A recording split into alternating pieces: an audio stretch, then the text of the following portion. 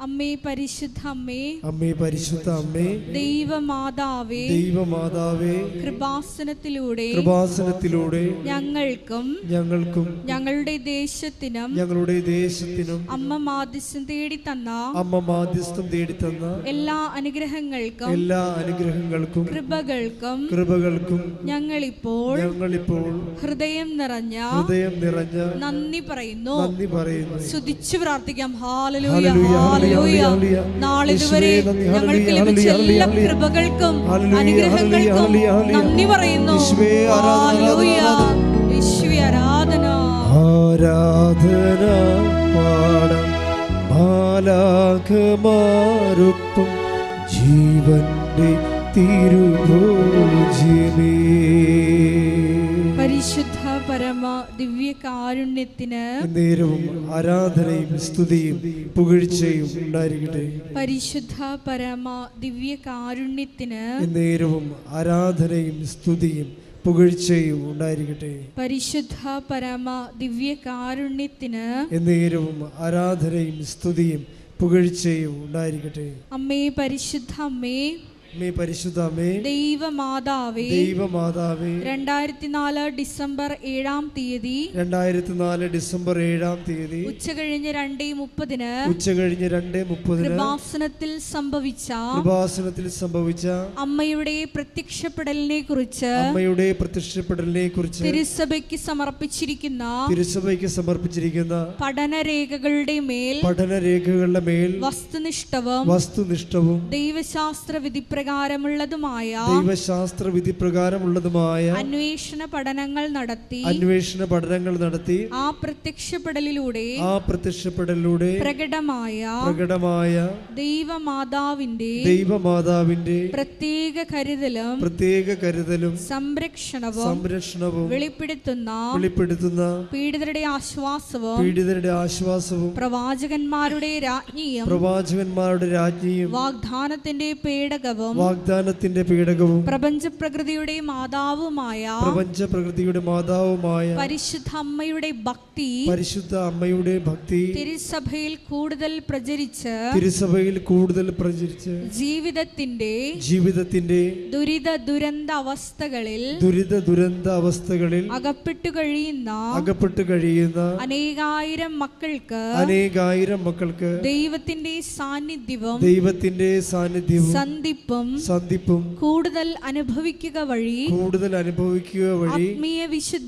ആത്മീയ വിശുദ്ധിയും ദൈവശക്തിയും കൈവരിക്കുവാൻ ഞങ്ങളുടെ കുടുംബങ്ങളെ ഇടയാക്കണമേ. സ്തുതിച്ചു പ്രാർത്ഥിക്കാം. ഹല്ലേലൂയ, ഹല്ലേലൂയ. യേശുവേ, മരിയനോട് അടുത്ത് പ്രാർത്ഥിക്കുന്ന ഞങ്ങളുടെ എല്ലാ കുടുംബങ്ങളെയും വിശുദ്ധീകരിക്കണമേ എന്ന് പ്രാർത്ഥിക്കുന്നു, ശക്തീകരിക്കണമേ എന്ന് പ്രാർത്ഥിക്കുന്നു, വഴി നടത്തണമേ എന്ന് പ്രാർത്ഥിക്കുന്നു. ഹല്ലേലൂയ. സ്നേഹമേ, ഓ ദിവ്യകാരുണ്യമേ,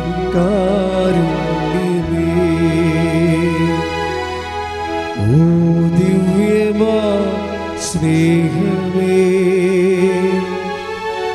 ഓ ദിവ്യകാരുണ്യമേ.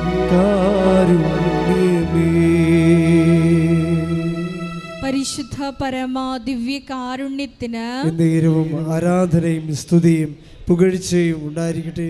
പരിശുദ്ധ പരമ ദിവ്യ കാരുണ്യത്തിന് നേരവും ആരാധനയും സ്തുതിയും പുകഴ്ചയും ഉണ്ടായിരിക്കട്ടെ. പരിശുദ്ധ പരമ ദിവ്യ കാരുണ്യത്തിന് നേരവും ആരാധനയും സ്തുതിയും പുകഴ്ചയും ഉണ്ടായിരിക്കട്ടെ. അമ്മേ പരിശുദ്ധ അമ്മേ, അമ്മേ പരിശുദ്ധ അമ്മേ, ഭൂസ്വർലോകങ്ങളുടെ രാജ്ഞിയായ അങ്ങേയ്ക്ക് ഭൗമ സംരക്ഷണത്തിനായി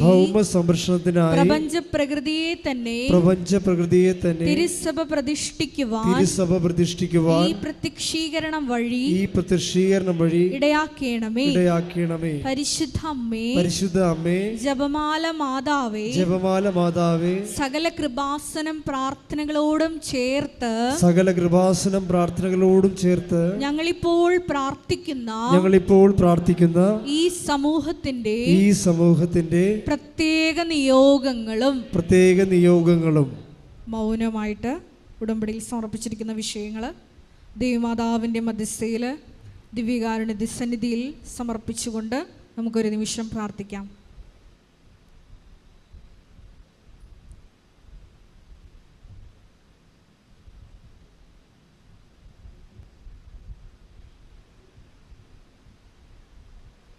അമ്മയുടെ പ്രത്യക്ഷീകരണത്തിന്റെ ഈ അനുഗ്രഹവേളയിൽ ഞങ്ങൾക്ക് സാധിച്ചു തരുവാൻ കനിയണമേ.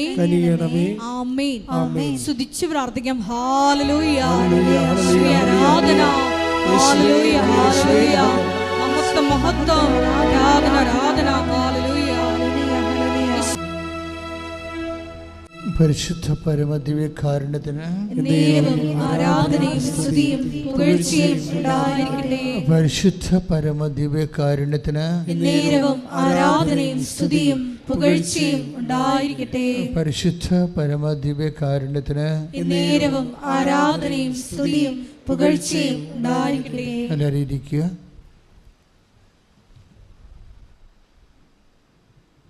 എൻ്റെ പ്രിയപ്പെട്ടവരെ, നമ്മൾ എല്ലാ ചൊവ്വാഴ്ചയും ഇതുപോലെ വളരെ പ്രസരിപ്പോടുകൂടി സന്തോഷത്തോടെയും ആർത്തിയോടെയും കൊതിയോടെയും ദൈവ പക്കൽ നിന്ന് ഒരു സമാശ്വാസം ലഭിക്കുമെന്നുള്ള ഉറപ്പോടെ ലക്ഷക്കണക്കിന് മനുഷ്യരാണ് ഉടമ്പടി ധ്യാനം കൂടുന്നത്. അപ്പോൾ ലക്ഷക്കണക്കിന് മനുഷ്യരുടെ ഒരു അഭയകൂടാരം പോലെയാണ് കൃപാസനം. ഇതിലൂടെ ദൈവം എല്ലാ മക്കളോടും, ഒരു പക്ഷേ എല്ലാ മക്കളോടും വെച്ച് കഴിഞ്ഞാൽ നമ്മളെ ഞെട്ടിപ്പിക്കുന്ന ഒരു സത്യം എന്ന് പറയുന്നത്, Christians as well as non Christians, എല്ലാ മക്കളോടും, അതായത് വേദന, നമ്മുടെ കൃപാസനത്തിൽ വരാനുള്ള ഒരു യോഗ്യത എന്ന് പറയുന്നത് എന്തെങ്കിലും വിഷയത്തിൽ നമുക്ക് നമ്മുടെ കഴിവ് കൊണ്ട് അതിനൊരു പരിഹാരമില്ല, നമ്മൾ നിസ്സഹായരാണ് എന്ന് തോന്നുന്ന സമയത്താണ് മനുഷ്യർ കൃപാസനത്തിൽ വരണത്. അപ്പം അങ്ങനെ വരുന്നവർക്ക് ഉള്ള യോഗ്യത എന്ന് പറയുന്നത് അവരുടെ പ്രശ്നങ്ങളാണ് അവരുടെ യോഗ്യത. അവരുടെ പ്രശ്നമാണ് അവരുടെ യോഗ്യത. നമുക്ക് സാധാരണ രീതിയിൽ ഇതുപോലുള്ള ദൈവ സന്നിധാനങ്ങളിൽ വരുമ്പോൾ നമ്മുടെ പാപമൊക്കെ നമുക്ക് അയോഗ്യതയായിട്ട് പറയാം. പക്ഷെ കൃപാസനത്തിൽ വരുമ്പോൾ ഉള്ള യോഗ്യത എന്ന് പറയുന്നത് നമ്മുടെ രോഗമാണ് നമ്മുടെ യോഗ്യത, നമ്മുടെ കടങ്ങൾ, നമ്മുടെ ഭാരങ്ങൾ. അപ്പോൾ നിങ്ങളെ സന്തോഷിപ്പിക്കാൻ വേണ്ടി ഇങ്ങനെ ഭംഗിവാക്ക് പറയണമെന്ന് നിങ്ങൾ ജസ്റ്റ് ഇവാലുവേറ്റ് അവർ ടെസ്റ്റിമണീസ്. നമുക്ക് ദൈവം തന്ന ഒരു സ്വത്താണ് നമ്മുടെ സാക്ഷ്യങ്ങൾ വിശ്വാസക്കോടികളുടെ സ്വത്താണ്. എന്ന് വെച്ചാൽ ആ സാക്ഷ്യം പരിശോധിക്കുന്നവർക്കറിയാം, എൻ്റെ ജീവിതത്തിലാണ് ഇങ്ങനെ ഒരു പ്രശ്നമുണ്ടെങ്കിൽ ഈ ദൈവം എന്നെ സഹായിക്കും. ജാതിയും മതവും വിശ്വാസവും ഒന്നും നോക്കാതെ, ഇതൊന്നും നോക്കാതെ നിനക്ക് ദൈവദർശനത്തിൽ വരാൻ പറ്റുന്ന ഏറ്റവും വലിയ ഇടമായിട്ട് പരിശുദ്ധ അമ്മ കൃപാസനത്തെ വളർത്തിയതിനെ ഓർത്ത് ദൈവത്തോട് നന്ദി പറയാം. ശ്രുതികട്ടെ.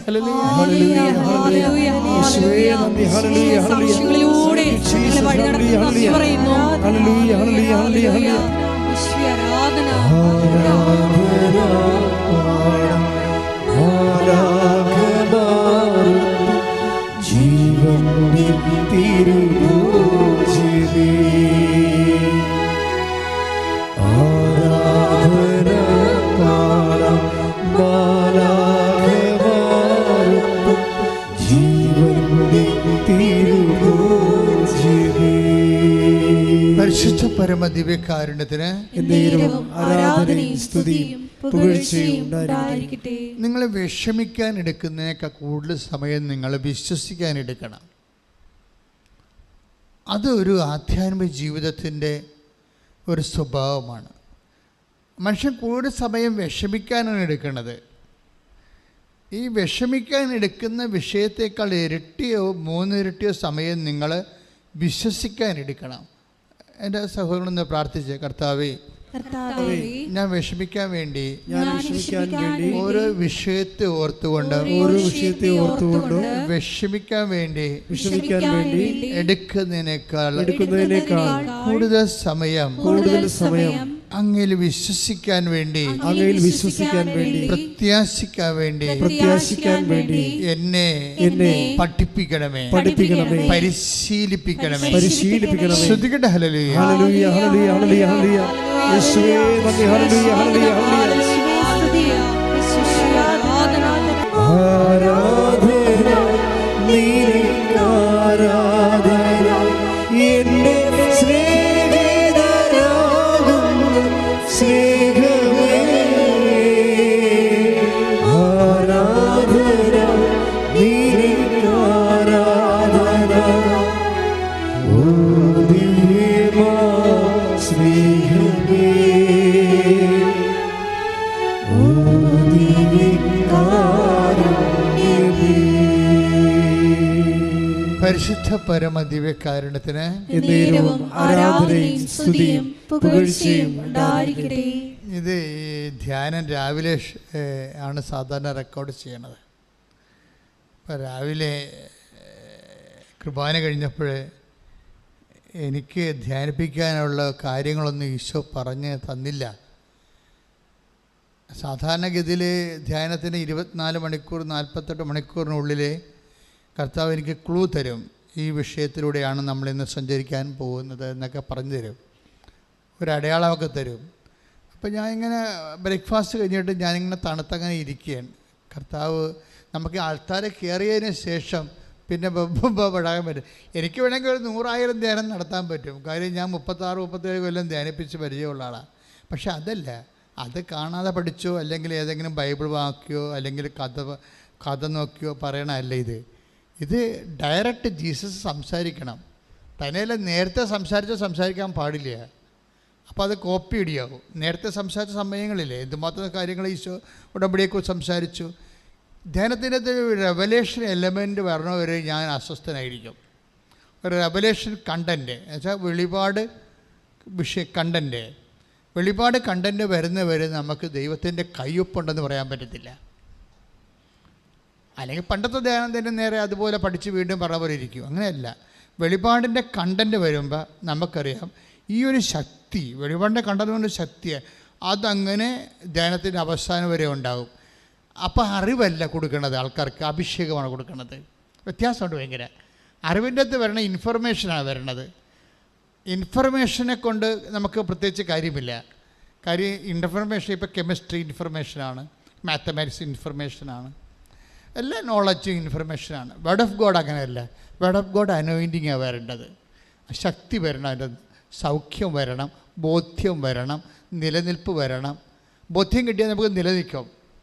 ഇത് ഇന്നതിനാണെന്ന് പറഞ്ഞാൽ നമ്മൾ നിലനിൽക്കും. പിന്നെ തന്നെയല്ല, നമ്മൾ ഇപ്പം നിനക്ക് ഒരു സിസ്റ്റം ഉണ്ടെന്ന് വിചാരിക്കുക. ഡോക്ടർ പറഞ്ഞു റിസൾട്ട് വന്നിട്ടില്ലെന്ന് വിചാരിച്ചോ. റിസൾട്ട് വന്നിട്ടില്ല. അപ്പം നീ പേടിച്ചിരിക്കുകയാണ്, റിസൾട്ട് എന്താകുമോ എന്ന് ഞാൻ. പക്ഷേ കർത്താവ് എന്നാ ചെയ്തെന്ന് വെച്ച് കഴിഞ്ഞാൽ നിൻ്റെ ഭയം ഉൾപ്പെടെ വന്നിട്ടിങ്ങനെ അഭിഷേകം ചെയ്ത് കളയും. അതാണ് വചനപ്രഘോഷണത്തിൻ്റെ പ്രത്യേകത. അഭിഷേകം ചെയ്ത് കളയും. അത് നിനക്ക് നിലനിൽപ്പിൻ്റെ വരം തരികയും നിൻ്റെ മനസ്സിൻ്റെ ഉദ്വിഗ്നതയൊക്കെ അങ്ങ് കെടുത്തിട്ട് നിങ്ങൾ നിലനിർത്തി തരും. പക്ഷേ അതുകൊണ്ടാണ് ദൈവം എപ്പോഴും പറയും, നിങ്ങൾ ഇങ്ങനെ ടൈം ടേബിൾ വെച്ച് പ്രാർത്ഥിക്കരുത്, നിരന്തരം പ്രാർത്ഥിക്കണമെന്ന് പറയും. അഭിഷേകവും നിരന്തരം പ്രാർത്ഥിക്കുന്നത് തമ്മിൽ ഭയങ്കര വ്യത്യാസം, പല ബന്ധമുണ്ട്. ഒന്ന് പ്രാർത്ഥിക്കേണ്ട, take the word of God, നിരന്തരം പ്രാർത്ഥിക്കേണ്ടതാണ്. ശ്രുതിക്കട്ടെ. ഹല്ലേലൂയ, ഹല്ലേലൂയ, ഹല്ലേലൂയ, ഹല്ലേലൂയ. യേശുവേ നന്ദി, യേശുവേ സ്തുതി, യേശുവേ ആരാധന, ആരാധന, ആരാധന, ആരാധന, ആരാധന, യേശുവേ ആരാധന. ഫിലിപ്പി 4:4 മുതലുള്ള തിരുവചനങ്ങൾ. നിങ്ങൾ എപ്പോഴും നമ്മുടെ കർത്താവിൽ സന്തോഷിക്കുവിൻ. പറഞ്ഞേ, നിങ്ങൾ എപ്പോഴും നമ്മുടെ കർത്താവിൽ സന്തോഷിക്കുവിൻ. ഞാൻ വീണ്ടും പറയുന്നു, നിങ്ങൾ സന്തോഷിക്കുവിൻ. ലൈൻസിന്റെ പോക്ക് കണ്ടല്ലേ? എന്താ? നിങ്ങൾ എപ്പോഴും നമ്മുടെ കർത്താവിൽ. അപ്പോൾ the very name of Jesus, കർത്താവിൻ്റെ പേര് പോലും നമുക്ക് എന്താണ്? സന്തോഷത്തിൻ്റെ കാരണമാണ്. ചിലരുടെ ഓർമ്മകൾ പോലും നമുക്ക് സന്തോഷത്തിൻ്റെ കാരണമാണ്. അതുപോലെ കർത്താവിൻ്റെ പേര് പോലും നിങ്ങൾക്ക് സന്തോഷിക്കാൻ വേണ്ടി. ഒരു പക്ഷേ നിങ്ങൾ ചിലപ്പോൾ നിങ്ങളുടെ ജീവിത പങ്കാളി ഉണ്ടാവും, ഹസ്ബൻഡ് ഉണ്ടാവും, അല്ലെങ്കിൽ വൈഫുണ്ടാവും, അല്ലെങ്കിൽ മക്കളുണ്ടാവും. ഇവരിലൊക്കെ നമുക്ക് സന്തോഷമുണ്ട് തീർച്ചയായിട്ടും. പക്ഷേ നിങ്ങളൊന്ന് ചിന്തിച്ചു, നിങ്ങൾ എന്നേക്കാൾ നല്ല അനുഭവമുള്ള ആൾക്കാരല്ലേ? ഒന്ന് ചിന്തിച്ച് നോക്കിയേ. ഇറ്റ് ഈസ് വെരി ഫോർ കുറച്ച് സമയം. കുറച്ച് കഴിയുമ്പോൾ മക്കൾ ഇപ്പോൾ അവർ ഹോസ്റ്റലിലോട്ട് പഠിക്കാൻ പോയി കഴിഞ്ഞാൽ പിന്നെ അവർ നമ്മളെ മറന്നു പോകും. അവരും മറക്കും നമ്മളെ, നമ്മളും മറക്കും.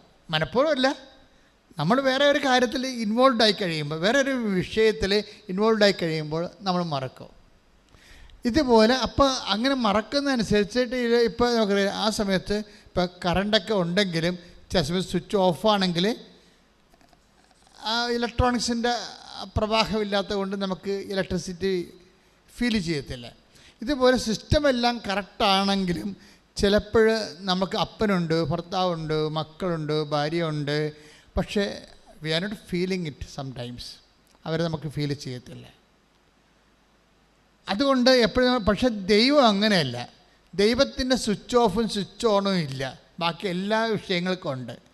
എന്താ പ്രശ്നം വെച്ചാൽ നമ്മൾ ദൈവത്തിൻ്റെ കാര്യങ്ങളിൽ സീരിയസ് ആണ്, ദൈവത്തിൻ്റെ കാര്യങ്ങളിൽ നമ്മൾ അലേർട്ടാണ്. എന്ത് കാര്യം ചെയ്യുമ്പോഴും ഈശോയ്ക്ക് ഇഷ്ടപ്പെടുമോ, അല്ലെങ്കിൽ ഇങ്ങനെ ഞാൻ ചെയ്താൽ അതിന് ഈശോയ്ക്ക് ഉണ്ടാകുന്ന ഒന്നാമത്തെ ഈ കോൾഡോ നമുക്ക് ഈ രുചിഭേദങ്ങളെപ്പോലെ തന്നെയാണ്. ദൈവം ഒരു പേഴ്സൺ ആയത് കാരണം എല്ലാ വിധത്തിലുള്ള വിഷയങ്ങൾക്കും ന്യൂട്രല്ല ഒരിക്കലും.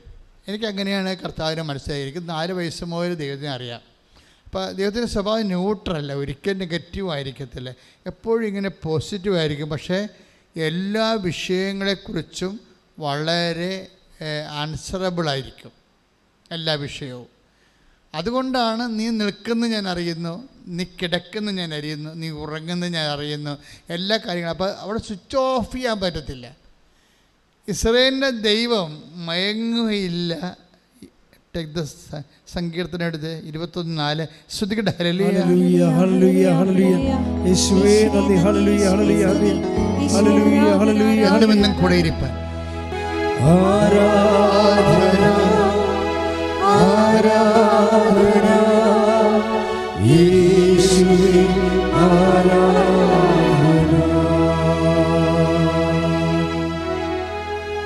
121 സങ്കീർത്തനം 4-ാം തിരുവചനം. 121:4. ഇസ്രായേലിന്റെ പരിപാലകൻ. ഒന്ന് പറഞ്ഞേ. ഇസ്രായേലിന്റെ പരിപാലകൻ മയങ്ങുകയില്ല ഉറങ്ങുകയുമില്ല. ഉറക്കവും മയക്കമൊക്കെ എല്ലാം ഒരുപോലെയാണല്ലേ? ഒരാൾ മയങ്ങിയിരിക്കണമെങ്കിലും ആൾ ഉറങ്ങിയിരിക്കണമെങ്കിൽ ഫലത്തിൽ ഉറക്കം തന്നെയാണ്. മനസ്സിലായില്ലേ? നമ്മൾ മയങ്ങിയിരുന്നാലും ഉറങ്ങിയിരുന്നാലും ഫലത്തിൽ ഉറക്കം തന്നെയാണ്. അതുകൊണ്ട് ഇന്ത്യൻ മീമാംസകളിലൊക്കെ ദൈവത്തിന് മീനാക്ഷി എന്നൊക്കെ വിളിക്കത്തില്ലേ? എന്താ മീനിൻ്റെ അക്ഷിയുള്ള ആൾ, കണ്ണിന് എന്താ മീനിന് കൺപോളയില്ലല്ലോ, അതിങ്ങനെ എപ്പോഴും തുറന്നിരിക്കുക അല്ലേ? എല്ലാം തുറന്നിരിക്കുക.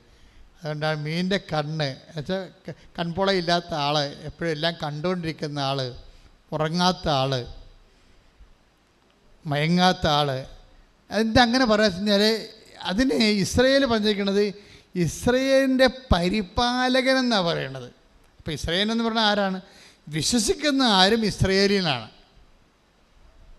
ആരാണ് വിശ്വസിക്കണത് അവൻ ഇസ്രായേലിൻ്റെ അർത്ഥം എന്താണ്? The chosen. അതാണ് ദ ചോസൺ, തിരഞ്ഞെടുക്കപ്പെട്ടയാൾ. ദൈവത്താൽ ആർക്കാണ് വിശ്വാസമുള്ളത് അവൻ തിരഞ്ഞെടുക്കപ്പെട്ടയാളാണ്.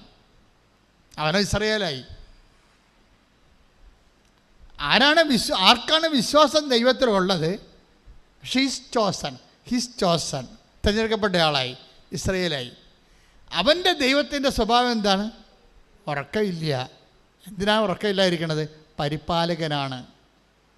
നിന്നെ പ്രൊട്ടക്റ്റ് ചെയ്യാൻ വേണ്ടിയാണ്. പ്രൊട്ടക്ഷൻ, ഈ പരിപാലനമെന്ന് പറഞ്ഞു കഴിഞ്ഞാൽ ഒരു വല്ലാത്ത പരിപാലനമാണ്. ഇല്ല, അതായത് ഈ പരിപാലന തന്നെയാണ് നമ്മൾക്ക് ഇപ്പം സങ്കീർത്തനം 121:4 നമുക്ക് കിട്ടിയത് അല്ലേ? ഈ ഒന്ന് പറഞ്ഞ ഇസ്രായേലിൻ്റെ പരിപാലകൻ ഉറങ്ങുകയില്ല മയങ്ങുകയില്ല.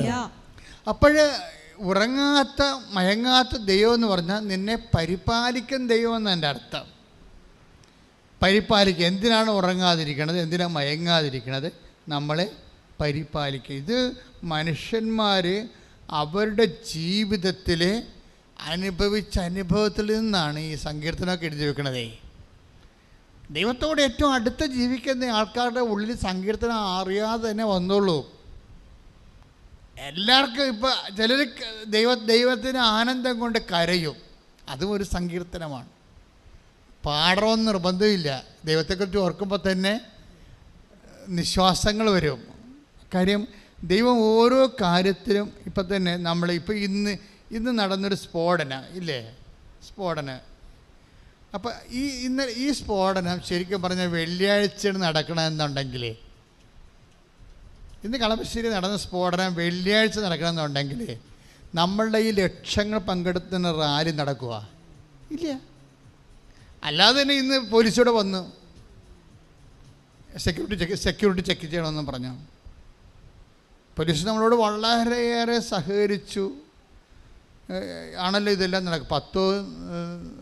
60 പോലീസ് ഉണ്ടായിരുന്നു ഇന്നലെ ഫീൽഡിൽ, നമ്മളുടെ സെക്യൂരിറ്റി കൂടാതെ തന്നെ. അപ്പം എങ്കിലും ഇങ്ങനെ ഇഷ്യൂ കേട്ടപ്പോൾ ഇവിടെ സേഫാണോന്ന് അറിയാൻ വേണ്ടി അപ്പം തന്നെ പോലീസ് വന്നു. അപ്പം ഞാൻ തിരക്കൊന്ന് ഒഴിയട്ടെന്ന് വിചാരിച്ചുകൊണ്ട് ധ്യാനവും രാവിലെ ഷിഫ്റ്റ് ചെയ്തു. തിരക്കൊന്ന് ഒഴിയട്ടെ, നല്ല തിരക്കായിരുന്നു രാവിലെ. ആ സമയത്തൊരു രസമുണ്ടായി. എന്ന് വെച്ച് കഴിഞ്ഞാൽ എൻ്റെ പ്രശ്നം അത് മാത്രമല്ല, എൻ്റെ പ്രശ്നം കർത്താവ് എന്നോട് സംസാരിച്ചിട്ടില്ലായിരുന്നു. ധ്യാനം ഷിഫ്റ്റ് ചെയ്യാൻ പ്രധാനപ്പെട്ട കാരണം അതാണ്, കർത്താവ് സംസാരിച്ചിട്ടില്ല. അപ്പം ഞാനും ക്ലിൻ്റൻ അച്ഛനും അസിസ്റ്റൻ്റ് അച്ഛനും ജോമോളും കൂടി എൻ്റെ മുറിയിരിക്കുകയാണ്. അപ്പോൾ ഞാൻ പറഞ്ഞു, നിങ്ങൾക്കറിയാമല്ലോ സത്യം, ഞാനെന്താ ധ്യാനം മാറ്റി വെച്ചതെന്ന്. കർത്താവ് ഇതുവരെ സംസാരിച്ചിട്ടില്ല. അപ്പം ഞാനങ്ങനെ മൂടൗട്ടാടെ അങ്ങനെ ഇരിക്കുകയാണ്. ഒരു 10:30 ഒരു 11 മണിയായി, ധ്യാനത്തിലേക്കുള്ള സമയമായി. പക്ഷേ ഈശോ ഒന്നും മിണ്ടണില്ല.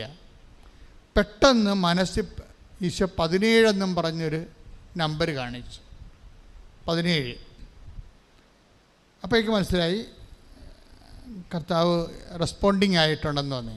അപ്പോൾ ഞാൻ ജോമോള് പറഞ്ഞ് just take the Bible and just open at a glance എന്ന് പറഞ്ഞു. അപ്പോൾ ജോമോള് ബൈബിൾ എടുത്ത് വിശ്വാസപ്രമാണം ചെയ്തിട്ട് പെട്ടെന്ന് ഓപ്പൺ ചെയ്ത് ഞാൻ റീഡ് ഇറ്റ് പറഞ്ഞു. അപ്പോൾ 8:17 ഞാൻ പറഞ്ഞാൽ 17 ഏതാ അതിനകത്ത് ആ 2 പേജ് ഓപ്പൺ ചെയ്യുമ്പോൾ 2 പേജിൽ 17 എവിടെയുള്ളത് നോക്കാൻ പറഞ്ഞു. കർത്താവ് കാണിച്ച 17 ആണല്ലോ. അപ്പോൾ നോക്കിയപ്പോൾ 8:17 ഉള്ളത്. യോഹന്നാൻ്റെ 8:17. Take the word of God. ശ്രദ്ധിക്കട്ടെ. ഹല്ലേലൂയ. യോഹന്നാൻ 8:17 കർത്താവ് പറഞ്ഞ വാചനം. 2 പേരുടെ സാക്ഷ്യം സത്യമാണെന്ന് നിങ്ങളുടെ നിയമത്തിൽ തന്നെ എഴുതിയിട്ടുണ്ടല്ലോ. വചനത്തിൽ എഴുതിയിട്ടുണ്ട്. നിയമം എന്ന് വെച്ചാൽ വചനം എന്നതിൻ്റെ അർത്ഥം. നിയമത്തിൽ എഴുതിയിട്ടുണ്ടല്ലോ. എന്താണ് എഴുതിയിരിക്കുന്നത്? വചനത്തിൽ എഴുതിയിട്ടുണ്ട്. എന്താണ് എഴുതിയിരിക്കുന്നത്? 2 പേരുടെ സാക്ഷ്യം സത്യമാണ്. അപ്പോൾ ഒരു വിഷയത്തെക്കുറിച്ച് 2 പേര് പറഞ്ഞാൽ അത് സത്യമാണ്, ദൈവിക കാര്യങ്ങളാണ്. അപ്പോഴെനിക്ക് മനസ്സിലായി ഈ 2 പേര് കൂടുതൽ പറഞ്ഞിരിക്കുന്ന കാര്യം എന്താണ്, ഈശോ എന്താ ഉദ്ദേശിക്കുക മനസ്സിലായി. 2 കൃപാസനത്തിൽ അൾത്താരയിൽ സാക്ഷ്യത്തെക്കുറിച്ചല്ലേ പറയണത്. എന്താ പറഞ്ഞത്? 2 പേരിൽ വായിച്ചു 2 പേരുടെ സാക്ഷ്യം സത്യമാണെന്ന് നിങ്ങളുടെ നിയമത്തിൽ തന്നെ എഴുതിയിട്ടുണ്ടല്ലോ. അപ്പോൾ സാക്ഷ്യത്തെക്കുറിച്ചാണ് ഈശോ പറയണത്. അച്ഛൻ്റെ പ്രസംഗത്തെക്കുറിച്ചല്ല. ഇപ്പം സാക്ഷ്യത്തെക്കുറിച്ചാണ് പറയുന്നത്. അത് 2 പേരും ഒരേ സാക്ഷ്യം പറഞ്ഞാൽ അത് സത്യമാണെന്നാണ് ഈശോ പറയുന്നത്. അപ്പോൾ എനിക്ക് മനസ്സിലായി ഈശോ ഉദ്ദേശിക്കുന്നത് സാക്ഷ്യത്തെക്കുറിച്ച് പ്രസംഗിക്കാനാണെന്ന് മനസ്സിലായി. അപ്പോഴെന്താണ് പ്രസംഗിക്കേണ്ടത് 2 പേരുടെ സാക്ഷ്യം. എന്നുവെച്ചാൽ 2 ആൾക്കാർ എപ്പോഴെങ്കിലുമൊക്കെ 2 3 2 കൂടുതലോ എപ്പോഴെങ്കിലും ഒരേ കാര്യം തന്നെ സാക്ഷ്യപ്പെടുത്തിയാൽ അത് വേദപുസ്തക പ്രകാരം അത് സത്യമായ കാര്യമായിട്ട് നമ്മൾ മനസ്സിലാക്കണമെന്നാണ്. അപ്പം ഞാൻ നോക്കിയിട്ട് രണ്ട് പേരുടെ സാക്ഷ്യം, ഇത് ഇങ്ങനെ 2 അല്ല, ഒരു വിഷയത്തെക്കുറിച്ച് ഒരു 10-20 പേര് ഈ 2-3 മാസത്തിന് പറഞ്ഞ ഒരു സബ്ജക്റ്റ് ഉണ്ട്. അപ്പോൾ എനിക്കത് പിടിവിട്ട് ഈശോ എന്താണ്, എങ്ങോട്ടാണ് ഈശോ പോകണമെന്ന് എനിക്ക് മനസ്സിലായി. അതായത് ഇവിടെ നടന്ന സാക്ഷ്യങ്ങളിൽ, കൃപാസന ഉടമ്പടി സാക്ഷ്യങ്ങളിൽ റെക്കറി ചെയ്ത് വരുന്ന സബ്ജക്റ്റ് എന്താണ് എന്ന് എനിക്ക് മനസ്സിലാകാൻ കാരണം ഇന്നലെ ഇവിടെയൊക്കെ വല്ലാത്തൊരു ഡിസ്കഷൻ നടന്നുകൊണ്ടിരിക്കുകയായിരുന്നു. കാര്യം ഇന്നലെ കോഴിക്കോട് പിതാവിൻ്റെ നമ്മുടെ റാലിയുടെ അവസാനം ആദ്യത്തിൽ കുർബാന അർപ്പിച്ചത് ചക്കാലക്കൽ തിരുമേനിയാണ്, വർഗീസ് ചക്കാലക്കൽ തിരുമേനി. അപ്പോൾ ഇതിൻ്റെ ഈ ഉടമ്പടിയുടെ ടച്ചിങ് ഞങ്ങളുടെ ആലപ്പുഴ പിതാവിന് കൊടുത്തതുപോലെ തന്നെ ദൈവം ചക്കാലക്കൽ പിതാവിന് അതുപോലെ തന്നെ ഉള്ള വെളിപാട് കൊടുത്തിട്ടുണ്ട് ഉടമ്പടിയെക്കുറിച്ച്. കാര്യം പുസ്തകം എഴുതിയപ്പോൾ അദ്ദേഹമാണ് അതിൻ്റെ അകത്ത് കൺകറൻസ് ചെയ്തിരിക്കുന്നത്, അതിൻ്റെ ദൈവശാസ്ത്ര കാര്യം. അന്ന് അദ്ദേഹത്തിനായിരുന്നു സഭയിൽ അധികാരം, പവറല്ല, ഇതൊക്കെ അതായത് തിയോളജിക്കൽ കമ്മീഷനായിരുന്നു. KCB കേരള സഭയുടെ ദൈവശാസ്ത്ര കമ്മീഷൻ്റെ ചെയർമാനായിരുന്നു. ഞങ്ങൾക്കത് അറിയത്തില്ലായിരുന്നു. അദ്ദേഹത്തിൻ്റെ കയ്യിലാണ് മാതാവ് ഈ പുസ്തകത്തിൻ്റെ കയ്യെഴുത്ത് പ്രതി കൊണ്ട് കൊടുക്കുന്നത് ഉടമ്പടിയുടെ. അദ്ദേഹം അതെല്ലാം പരിശോധിച്ചിട്ട് അതിൻ്റെ ദൈവശാസ്ത്രപരമായ രീതിയിൽ അതിനെല്ലാം വിശ്വസിച്ച് അതിൻ്റെ തെറ്റുണ്ടോ എന്ന് നോക്കി. കാര്യം ദൈവം നമുക്കങ്ങനെ ആർക്കും കയറി എന്തും പഠിപ്പിക്കാൻ പറ്റത്തില്ലേ. അതിന് ദൈവവചനത്തോട് ബന്ധമുണ്ടാകണം, വചനപരമായിരിക്കണം. സഭയുടെ നിയമങ്ങളുണ്ട്, കാറ്റഗിസം ഓഫ് ദി കാത്തലിക് ചർച്ചുണ്ട്, അത് വലിയ പുസ്തകമാണ്. പിന്നെ വത്തിക്കാൻ സുനദോസിൻ്റെ ഡയറക്ടറി ഉണ്ട്, സുനദോസിൻ്റെ ഡോക്യുമെൻറ്റ്സ് ഉണ്ട്. ഇങ്ങനെ സഭയിലെ ജെറോം ബിബ്ലിക്കൽ കമൻട്രി ഉണ്ട്. ഇതെല്ലാം വലിയ 10,000-30,000 പേജുകളുള്ള വലിയ പുസ്തകങ്ങളാണ്. ഈ പുസ്തകങ്ങളിലൊക്കെ ആയിട്ട് കൺകർ ചെയ്യണം. ഒരു പ്രെയർ വരുമ്പോൾ, സഭയിൽ പുതിയ വരുമ്പോൾ, സഭയിലെ ഈ 2000 വർഷങ്ങളുടെ ഉരുത്തിരിഞ്ഞിട്ടുള്ള ദൈവശാസ്ത്രവുമായിട്ട് ഡോഗ്മയുമായിട്ട് ഇതിനെ സിങ്ക് ചെയ്യണം. അല്ലെന്നുണ്ടെങ്കിൽ അബദ്ധ പ്രബോധനമാകും. വേണമെങ്കിൽ സഭയ്ക്ക് എന്നെ സസ്പെൻഡ് ചെയ്യാൻ പറ്റും. പെട്ടെന്നായിരിക്കും ഇതൊക്കെ നടക്കുന്നത്. അപ്പോൾ എനിക്കതിനെക്കുറിച്ച് പേടിയുണ്ടായിരുന്നു. ഇങ്ങനെ കർത്താവ് നമുക്ക് ഉടമ്പടിയെ തന്നെങ്കിലും അതിൻ്റെ ദൈവശാസ്ത്രവും കാത്തലിക് കാറ്റഗിസവും അതിൻ്റെ വത്തിക്കാൻ ഡോക്യുമെൻറ്റും എല്ലാം ക്ലിയർ ചെയ്യാൻ വേണ്ടി മാതാവ് ഈ പിതാവിനെ ഇവിടെ കൊണ്ടുവന്ന് കൈയെഴുത്ത് പ്രതിമ മേടിച്ചുകൊണ്ട് പോയി.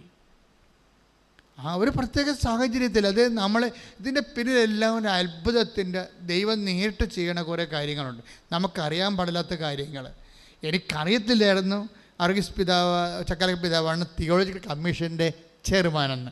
എനിക്കറിയാൻ പാടില്ല. രണ്ടാമത്തെ കാര്യം, ഇങ്ങനെയുള്ള പുസ്തകങ്ങളെ തിയോളജിക്കൽ കമ്മീഷനാണ് അവസാനമായിട്ട് പരിശോധിക്കേണ്ടതെന്നും എനിക്കറിയത്തില്ലായിരുന്നു. പക്ഷെ മാതാവിനെല്ലാം അറിയാം. അതാണ് നമ്മുടെ സംഭവം. എനിക്ക് 2 കാര്യം അറിയാൻ പാടില്ലായിരുന്നു. ഒരു കാര്യം എനിക്കറിയാൻ പാടില്ലാതിരുന്നത്, തിയോളജിക്കൽ കമ്മീഷനാണ് ഇത് അടിസ്ഥാനപരമായിട്ട് മലയാളത്തിൽ ഇറങ്ങുന്ന കേരള സഭയിലുണ്ടാകുന്ന വിഷയങ്ങളെ പരിശോധിക്കേണ്ട ആളെന്ന് എനിക്കറിയത്തില്ലായിരുന്നു.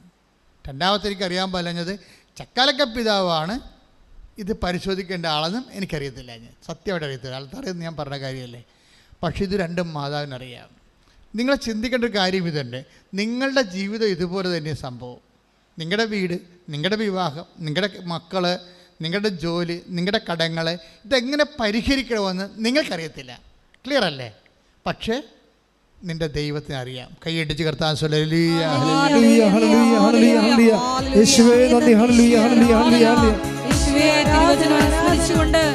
പ്രാർത്ഥിക്കുന്നു. എന്ത് ചെയ്യണമെന്ന് നേരത്തെ മനസ്സിൽ കരുതിയിരുന്നു. ഇസ്രായേലിൻ പരിപാലകൻ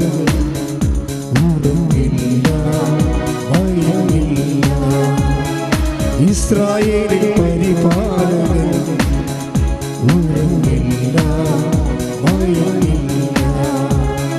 നിത്യജീവനേ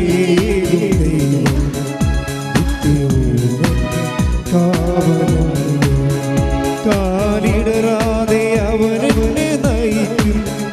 കൺമണി പോലവനെ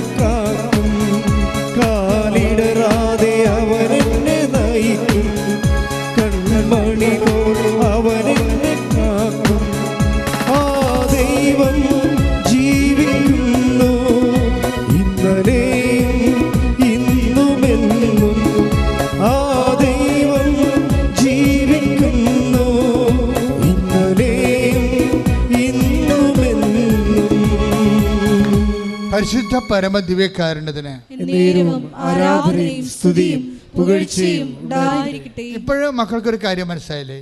ഇതിനാണ് പരിപാലനമെന്ന് പറയുന്നത്. നമ്മുടെ സബ്ജക്റ്റ് എന്താണ്?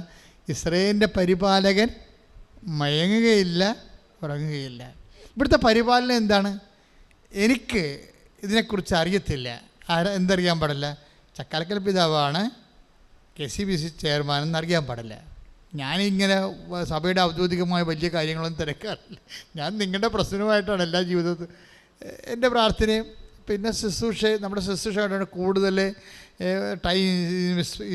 അഡ്മിനിസ്ട്രേഷൻ ലെവലിൽ ഞാൻ അങ്ങനെ അധികം ശ്രദ്ധിക്കാറില്ല. അഡ്മിനിസ്ട്രേഷൻ്റെ കഴിവും ദൈവത്തിൻ്റെ കൃപയും അതിനുള്ള അധികാരം കൊടുത്തവർ അത് ഭംഗിയായിട്ട് ജീവിക്കും. ഞാൻ അനുസരണയോടെ അവർക്ക് വഴിപ്പെട്ട് എൻ്റെ കർത്താവിന് ശുശ്രൂഷ ചെയ്യും. നമുക്ക് അത്രയും പ്രശ്നങ്ങളുള്ളത്. അപ്പോൾ അതുകൊണ്ട് എനിക്കറിയാൻ ഞാൻ ശ്രദ്ധിക്കാൻ എനിക്കറിയാൻ പറ്റാഞ്ഞത്. രണ്ടാമത്തെ കാര്യം എന്താ സംഭവം? ഈ കമ്മീഷനാണ് ഈ വിഷയം അടിസ്ഥാനപരമായിട്ട് ആത്യന്തികമായിട്ട് കേരളത്തിൽ ചർച്ച ചെയ്യേണ്ടതെന്ന് അറിയത്തില്ലായിരുന്നു. ഞാൻ എന്താ ഇപ്പോൾ പറയാൻ ഉദ്ദേശിക്കുന്നത്? ഞാൻ നേരത്തെ പറഞ്ഞു ഉറപ്പിച്ചതിന് ഇപ്പോഴും പറയാൻ ഉദ്ദേശിക്കുന്നത് എന്താണ്? നിങ്ങളുടെ ജീവിതം, നിങ്ങളുടെ വീട്, നിങ്ങളുടെ ജീവിതം, നിങ്ങളുടെ സാമ്പത്തിക അവസ്ഥ, നിങ്ങളുടെ കടങ്ങൾ, നിങ്ങളുടെ ജോലി, നിങ്ങളുടെ കുടുംബത്തിൻ്റെ സമാധാനം, നിങ്ങളെവിടെ ജീവിക്കും, ഇതൊന്നും നിങ്ങൾക്കറിയത്തില്ല. കുറച്ച് കാര്യങ്ങളറിയാം, ചില കാര്യത്തെക്കുറിച്ച് നിങ്ങൾക്ക് ബിഗ് സീറോയാണ്, ഒന്നും അറിയത്തില്ല. പക്ഷേ എന്താ നമ്മുടെ ഉറപ്പ്? നിൻ്റെ ദൈവത്തിന് നിന്നെക്കുറിച്ച് എല്ലാം അറിയാം. നീ എവിടെയാണ് താമസിക്കേണ്ടത്, എങ്ങനെയാണ് നിൻ്റെ കടം പരിഹരിക്കേണ്ടത്, എങ്ങനെയാണ് നിൻ്റെ രോഗം സുഖപ്പെടേണ്ടത്, എവിടെയാണ് നീ പഠിക്കേണ്ടത്, എല്ലാം നീ ഇപ്പം അനുഭവിക്കുന്ന പ്രശ്നങ്ങൾക്ക് എന്താണ് പ്രതിവിധി എന്ന് നിൻ്റെ ദൈവത്തിനറിയാം. കൈയടിച്ച് കർത്താവ്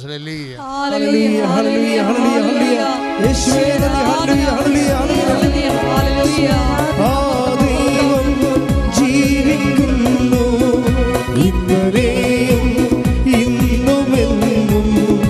ആ ദൈവം ജീവിക്കുന്നു ഇന്നലെയും ഇന്നുമെന്നും. പരിശുദ്ധ പരമദിവ്യകാരുണ്യത്തിന് എന്നേരവും ആരാധനയും സ്തുതിയും പുകഴ്ചയും ഉണ്ടായിരിക്കട്ടെ. അപ്പോൾ ഈശോയുടെ മനസ്സിൽ എന്താ ഉള്ളത്? രണ്ടുപേര് കൂടി പറയുന്ന സാക്ഷ്യങ്ങൾ, രണ്ടുപേരും ഒരേ കാര്യത്തെക്കുറിച്ച് സാക്ഷ്യം പറഞ്ഞാൽ അത് സത്യമാണ്. ഇപ്പോൾ രണ്ടുപേര് കൂടി പറഞ്ഞ സാക്ഷ്യങ്ങളിൽ ഈ ദിവസങ്ങളിൽ ചർച്ചയ്ക്ക് വന്ന എന്താണ്? അപ്പോൾ വർഗീസ് പിതാവ് ഇന്നലെ കുർബാന അർപ്പിച്ചപ്പോൾ അവസാനം പറഞ്ഞൊരു വാക്കുണ്ട്. എന്താണ്? അദ്ദേഹം ടൈക്കണപ്പായിപ്പോയി, അഭിഷേകത്തിൽ നിറഞ്ഞ് അദ്ദേഹം പറഞ്ഞ് ഇതിനൊരു ജപമാലയുടെ ഒരു വൈബ്രേഷൻ ഉണ്ടേ. എല്ലാ ജനങ്ങളും, ലക്ഷക്കണക്കിന് ജനങ്ങളിങ്ങനെ പ്രാർത്ഥിച്ച് അന്തരീക്ഷം മുഴുവൻ ദൈവ ചൈതന്യം നിറഞ്ഞു നിന്നപ്പോൾ അദ്ദേഹത്തിന് ഉണ്ടായിരുന്ന ഒരു ഉൾവിളിയുണ്ട്. എന്താണ്? അടുത്ത കൊല്ലം ഞാനും ഈ റാലിയുടെ കൂടെ നിങ്ങളുടെ കൂടെ നടന്നു വരുമെന്ന്.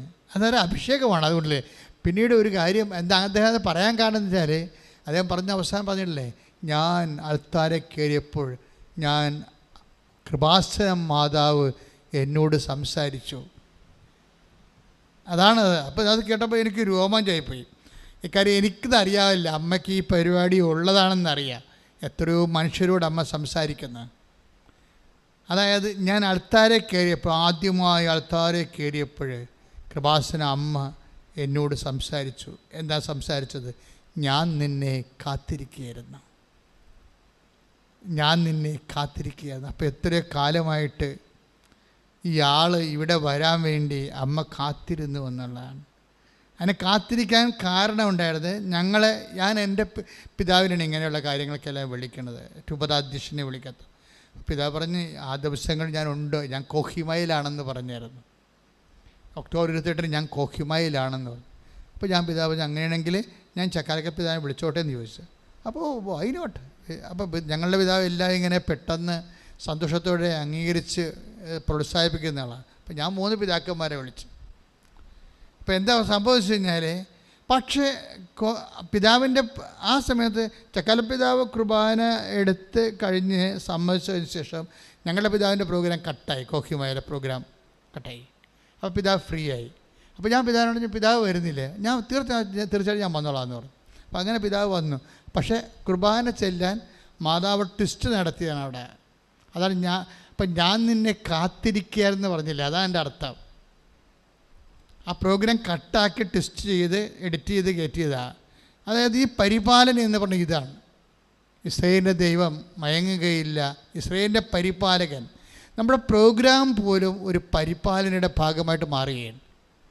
അത് നിങ്ങൾ എന്തുകൊണ്ടാണ് നിങ്ങളോട് ഞാൻ പറഞ്ഞത്, ഇപ്പം നിരന്തരം പ്രാർത്ഥിക്കേണ്ടതിൻ്റെ ആവശ്യത വ്യക്തമാക്കണം. Take the word of God. ശ്രദ്ധിക്കട്ടെ. ഹല്ലേലൂയ ഹല്ലേലൂയ ഹല്ലേലൂയ ഹല്ലേലൂയ ഹല്ലേലൂയ. യേശുവേ നന്ദി, യേശുവേ സ്തുതി. ഹല്ലേലൂയ ഹല്ലേലൂയ ഹല്ലേലൂയ. യേശുവേ നന്ദി. ഹല്ലേലൂയ ഹല്ലേലൂയ ഹല്ലേലൂയ. യേശുവേ നന്ദി. ഹല്ലേലൂയ ഹല്ലേലൂയ ഹല്ലേലൂയ. ഇസ്രായേലിൻ പരിപാലകൻ ഉറങ്ങില്ല, ഭയമില്ല, നിത്യജീവനേകും ദൈവം, നിത്യഭൂമൻ കാവലല്ലോ. കാലിടറാതെ അവനെന്നെ നയിക്കും, കൺമണി പോലും അവനെന്നെ കാക്കും. കാലിടറാതെ അവനെന്നെ നയിക്കും, കൺമണി പോലും അവനെന്നെ കാക്കും. ആ ദൈവം ജീവിക്കുന്നു, ഇന്നലെയും ഇന്നുമെന്നും. ആ ദൈവം ജീവിക്കുന്നു, ഇന്നലെയും ഇന്നുമെന്നും. ലൂക്ക 18:1. ലുക്ക 18:1. ഭഗ്നാശരാകാതെ ഭഗ്നാശരാകാതെ എപ്പോഴും പ്രാർത്ഥിക്കണം, എപ്പോഴും പ്രാർത്ഥിക്കണം എന്ന് കാണിക്കാൻ യേശു അവരോട് ഒരു ഉപമ പറഞ്ഞു. മനസ്സിലാണ്. അപ്പം ദൈവത്തിൻ്റെ മനസ്സിലിരിപ്പ് എന്താണ്? ഭഗ്നാശരാകാതെ എന്ന് വെച്ച് കഴിഞ്ഞാൽ നമ്മൾ ടെൻഷൻ അടിക്കാതെ, തകർന്നു പോകാതെ, ശിഥിലമാകാതെ, മനസ്സ് ശിഥിലമാകാതെ, പിന്നെ എന്ത് ചെയ്യണം? എപ്പോഴും പ്രാർത്ഥിക്കണം. എപ്പോഴും പ്രാർത്ഥിക്കുന്ന പറഞ്ഞത് അതായത് നിങ്ങൾക്ക് നിങ്ങളുടെ പ്രാർത്ഥന ടൈം കൂടുന്നുണ്ട്. ചിലർക്ക് പ്രാർത്ഥന എന്ന് പറയുമ്പോൾ അപ്പം തന്നെ ജപമാല എടുത്ത് അല്ലെങ്കിൽ തിരിയൊക്കെ കത്തിച്ച് കൈയും കാലും കഴുകി, അതല്ല. അത് നമ്മുടെ കറക്റ്റ് സിസ്റ്റമാറ്റിക് ആയിട്ടുള്ള നമ്മുടെ കോൺസ്റ്റിറ്റ്യൂട്ടഡ് പ്രെയറാണ്. അതല്ല. പ്രെയർ എന്ന് പറയുന്നത് ദൈവത്തെക്കുറിച്ചുള്ള ഓർമ്മയും ദൈവത്തോടുള്ള സ്നേഹവാത്സല്യങ്ങൾ തോന്നലും ഇതെല്ലാം കൂടുന്ന ഒരു ഇൻറ്റിമസി ഉണ്ട്. അതിനാണ് പ്രെയർ എന്ന് പറയുന്നത്. നമ്മൾ ചെയ്യുന്ന പ്രാർത്ഥന ചൊല്ലലല്ലേ, അതിൻ്റെ കോൺസ്റ്റിറ്റ്യൂട്ടഡ് പ്രെയറാണ്. ഒരു മനുഷ്യൻ്റെ ജീവിതത്തിൽ യാമപ്രാർത്ഥനകളുണ്ടാവും.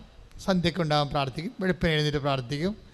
നേരത്തേക്ക് ഞാൻ 2 മണിക്ക് പ്രാർത്ഥിക്കുകയാണ്. ഇപ്പോൾ എനിക്ക് കുറച്ച് അസുഖമൊക്കെ ആയത് കാരണം 2 മണിക്കുള്ള കാര്യം കിടക്കുമ്പോൾ തന്നെ ചിലപ്പോൾ 10, 11 മണി, ചിലപ്പോൾ 2 മണിയൊക്കെ നേരത്തെയൊക്കെ താമസിക്കും. അപ്പം അങ്ങനെ വരുമ്പോൾ പ്രഷറൊക്കെ ഈ ഉറക്കം നിൽക്കണ അത്ര നല്ല കാര്യമൊന്നുമല്ലേ. ചിലതൊക്കെ പ്രഷറൊക്കെ ഫോം ചെയ്ത് വരും. പിന്നെ കിഡ്നിയുടെയൊക്കെ പ്രോബ്ലം വരും. ഉറക്കം നിന്നാൽ അതിനെ കാര്യം. എനിക്ക് വേറെ സഭയില്ലല്ലോ. പകലെല്ലാം ജനങ്ങളുമായിട്ട് കൺഫ്യൂഷനും ധ്യാനവും പിന്നെ എഴുതണമെല്ലാം 10-20 പുസ്തകം എഴുതി. അതെല്ലാം രാത്രിയിൽ എഴുതണം. അപ്പം പിന്നെ ഉറക്കം വരും, പ്രഷറായി. അതായത് നമ്മൾ ചെയ്യുന്നതിന് എനിക്കെൻ്റെ മനസ്സിൽ എപ്പോഴും ഉണ്ടായിരുന്നൊരു കർത്താവിക്ക് തന്നിരിക്കുന്നത് ടൈം കുറവാണെന്ന് എപ്പോഴും എന്നോട് പറയുമായിരുന്നു. ടൈം കുറവാണ്. അപ്പോൾ ഞാനെന്ത് ചെയ്യും? അപ്പോൾ ലിമിറ്റഡ് തന്നിരിക്കുന്ന ടൈമിന് മാക്സിമം വർക്ക് ചെയ്യും. തന്നിരിക്കുന്ന ടൈമിന് യാതൊരു കോംപ്രമൈസും ഇല്ലാതെ വർക്ക് ചെയ്യും. അപ്പോൾ അങ്ങനെ വരുമ്പോൾ അതിൻ്റെ ഇടയിൽ കുറച്ച് മനുഷ്യനല്ലേ, ശാരീരിക പ്രശ്നങ്ങളൊക്കെ ഉണ്ട്. ഞാൻ ആ വിഷയം പറയാനല്ല ഉദ്ദേശിക്കുന്നത്. ഞാൻ പറയാൻ ഉദ്ദേശിക്കുന്നത് നമ്മളുടെ ജീവിതത്തിൽ ദൈവം ഉദ്ദേശിക്കുന്നത് ഭഗ്നാശരാകാതെ നിരന്തരം പ്രാർത്ഥിക്കണമെന്നാണ്. അപ്പം നിരന്തരം പ്രാർത്ഥിക്കുമ്പോൾ നിങ്ങൾ ഓർക്കും ഇതെല്ലാം യാചനാ പ്രാർത്ഥനയാണോ? മകളെ കെട്ടപ്രായമായ മകളുണ്ടെങ്കിൽ മകളെ കെട്ടിക്കണേ. അങ്ങനെയല്ല മക്കളെ. നല്ല ദൈവബന്ധമുള്ളവരൊന്നും പറയത്തില്ല ദൈവത്തോട് കാര്യങ്ങൾ. എന്ന് വെച്ച് കഴിഞ്ഞാൽ ദൈവമായിട്ട് നല്ല ബന്ധമായിരിക്കും, ദൈവത്തിന് വേണ്ടി ജീവിക്കും, ദൈവത്തിന് വേണ്ടി. ഇപ്പം ഞാൻ തന്നെ ഉടമ്പടി എഴുതിക്കൊണ്ടിരുന്ന സമയത്ത് പരിശുദ്ധാത്മ നൽകുകയാണ്. എല്ലാവരെ കൊണ്ടും ഭക്ഷണം കൊടുപ്പിക്കണം, എല്ലാവരെ കൊണ്ടും രോഗികളെ പോയി കാണാൻ പറയണം, തറവാട്ടിലുള്ള വലിയപ്പന്മാരെ നോക്കാതെ ഇരിക്കുന്നവരെയും കുളിക്കാതെ ഇരിക്കുന്നവരെയും കുളിപ്പിക്കാൻ പറയണം. ഇപ്പം നമ്മൾ കല്യാണം കഴിപ്പിച്ച ഉടമ്പടി പുസ്തകം എഴുതിയപ്പോൾ ഏറ്റവും സീരിയസ് ആയിട്ട് അന്ന് ദൈവം പറഞ്ഞൊരു കാര്യമുണ്ട്. ഞാൻ തൈക്കാട്ടുശ്ശേരിയിൽ നിന്നാണ് കുറച്ച് സമയം എഴുതിയ പള്ളിയിൽ എഴുതുന്നുണ്ട്. അപ്പോൾ അതിനകത്ത് പറഞ്ഞാണ് തറവാടുകളിൽ മുതിർന്ന ആൾക്കാരുണ്ട്, അവിടെ കെട്ടി വന്നിരിക്കുന്ന പെൺപിള്ളേർ പുതിയ പ്രായക്കാരാണ്, അവർക്ക് കുഞ്ഞുങ്ങൾ 2 പേരുണ്ട്. പക്ഷേ കൂടെ ഉണ്ടായിരുന്നെല്ലാം മാറി താമസിച്ച് പോകുമ്പോൾ ഈ രോഗിയായിട്ട് കിടക്കുന്ന അപ്പനെ അയാൾ മണം വെച്ച് ഗന്ധം വെച്ച് ഭയങ്കരമായ അകൃതത്തിൽ കിടക്കുകയാണ്. അപ്പോൾ അവരുടെ സ്വത്ത് തർക്കമായിട്ടുള്ളത് കൊണ്ട് ഈ മൂത്ത ചേട്ടന്മാരുടെ വൈഫൊക്കെ ഒന്നോട് തിരിഞ്ഞു നോക്കത്തില്ല. പെൺമക്കളാണെങ്കിൽ അവർ ടീച്ചർമാരും സാറന്മാർക്കായിട്ട് പോയിട്ട് അവരും വന്ന് അപ്പൻ്റെ കാര്യം അന്വേഷിക്കത്തില്ല. അപ്പം അത് വന്ന് പരിപ്പിച്ചിട്ട് പോകും. ഇളയ മരുമകൾ തറവാട്ട് നിൽക്കുന്നവളെ പരിപ്പിച്ചിട്ട് പോകുന്നല്ലാതെ ഇവർ നേരെ വന്ന് അപ്പനൊരു ചൂടുവെള്ളം പോലും കൊടുക്കുകയോ കോരിക്കൊഴിയോ ഇല്ല. ആ സമയത്ത് അവർ പിള്ളേർ വരാമെന്നും പറഞ്ഞ് അവർ പോകും. അപ്പോൾ ഇങ്ങനെ കുറേ അനാഥ പ്രേതങ്ങളെ പോലെ കുടുംബങ്ങളിലൊക്കെ മുതിർന്നവർ രോഗികളായിട്ട് കുളിക്കാണ്ട് കിടപ്പുണ്ട്. അവരെ കുളിപ്പിക്കാൻ പറയണമെന്നതിനോട് പറഞ്ഞ് ഞാനത് എഴുതി വെച്ച്. രോഗികളെ നമ്മുടെ ഉടമ്പടിയിലെ പ്രധാനപ്പെട്ട സംഭവമാണ്. ഞാൻ ആദ്യകാലങ്ങളൊക്കെ അത് പറയുമായിരുന്നു. എനിക്ക് റെപ്പറ്റീഷൻ ചെയ്ത് പറയണത് ഇഷ്ടമില്ലാത്തത് കൊണ്ടാണ് പിന്നെ ഞാനത് സ്റ്റോപ്പ് ചെയ്തത്. പക്ഷേ ഉടമ്പടി എന്ന് പറയുമ്പോൾ ഇതെല്ലാം പ്രാർത്ഥനയുടെ ഭാഗമാണ്. മനസ്സിലായില്ലേ? പത്രം കൊടുക്കാൻ പോണതും അതിലൂടെ വിശ്വാസം കൈമാറുന്നതും അതുപോലെ തന്നെ എല്ലാം രോഗികളെ കാണാൻ പോകുന്നതും. ഇപ്പം നമ്മളിവിടെ ഒരു കൃപാസനം മിഷൻ തുടങ്ങിയില്ലേ അപ്പുറത്ത്, കഴിഞ്ഞ വ്യാഴാഴ്ച വെഞ്ചരിച്ചു. അതായത് എന്താ സംഭവിച്ചത്, നിങ്ങൾ കൊണ്ടുവന്ന പുതിയ തുണികളെല്ലാം ഉടുപ്പുകളെല്ലാം വെച്ചിരിക്കുകയാണ്. എന്നിട്ട് നിങ്ങളുടെ കൂടെ തന്നെ ഉടമ്പെടുക്കാൻ വരുന്ന കൂട്ടത്തിൽ പാവപ്പെട്ടവരുണ്ടെങ്കിൽ അവർക്ക് അവർ കൊണ്ട് കാര്യങ്ങൾ പറഞ്ഞു കഴിഞ്ഞാൽ ഉടനെ അവർക്ക് നിങ്ങൾ കൊണ്ടുവന്ന പാസ് ചെയ്ത് കൊടുക്കും ഉടുപ്പ്. അല്ല നിങ്ങൾ ആരെങ്കിലും കണ്ടുവച്ചിട്ടുണ്ടെന്ന് അവർക്ക് കൊടുത്താൽ കൊള്ളാമെന്ന് നിങ്ങൾക്ക് തോന്നുന്നുണ്ടെങ്കിൽ നിങ്ങൾ ഉടമ്പടി പത്രം മേടിച്ചിട്ട് അത് സൈൻ ചെയ്ത് വെച്ച് ഉടുപ്പ് എടുത്തു തരും. എന്ന് വെച്ച് കഴിഞ്ഞാൽ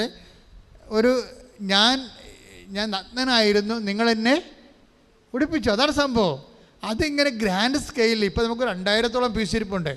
അപ്പോൾ അതിപ്പോൾ ഈ ഒക്ടോബർ മാസം അമ്മയുടെ റാലി കഴിയുമ്പോൾ ആൾക്കാർക്ക് കൊടുക്കുക. അതിനുവേണ്ടി പ്രത്യേക സ്ഥാപനം ഉണ്ടാക്കിയിരിക്കുകയാണ്, സോഷ്യോ എന്നും പറഞ്ഞ് അവിടെ നമ്മുടെ പാർക്കിംഗ് സെൻറ്ററിലെ. അപ്പോൾ എന്ത് സംഭവിച്ചു കഴിഞ്ഞാൽ ഇതെല്ലാം നമ്മുടെ പ്രാർത്ഥനയുടെ ഭാഗമാണ്. മനസ്സിലായില്ലേ? ഈ പ്രേക്ഷിത പ്രവർത്തനം എന്ന് പറയുന്നതും സാമൂഹ്യ പ്രവർത്തനം പറയുന്നതും വ്യത്യാസമുണ്ട്. പ്രേക്ഷിത പ്രവർത്തനം ദൈവത്തോട് പ്രാർത്ഥിച്ച് ഒരു പ്രാർത്ഥന പോലെയാണ് നമ്മൾ ചെയ്യണത്. സാമൂഹ്യ പ്രവർത്തനത്തിൽ പ്രാർത്ഥന കണ്ടനല്ല. നമുക്ക് കഴിവുണ്ട്, സന്മനസ്സുണ്ടെങ്കിൽ നമുക്ക് ചെയ്യാൻ പറ്റും. അവിടെ ദൈവം കക്ഷിയല്ല. ആണെങ്കിൽ ആകണമെന്ന് നിർബന്ധമില്ല. പക്ഷേ ഈശോ ഒരു വാക്ക് പറഞ്ഞിട്ടുണ്ട്. എന്താണ്? എന്ത് ചെയ്താലും എൻ്റെ നാമത്തിൽ ചെയ്യണമെന്നാണ്, അല്ലെങ്കിൽ റീഫണ്ടബിൾ അല്ലെന്നോ. മനസ്സിലായില്ലേ?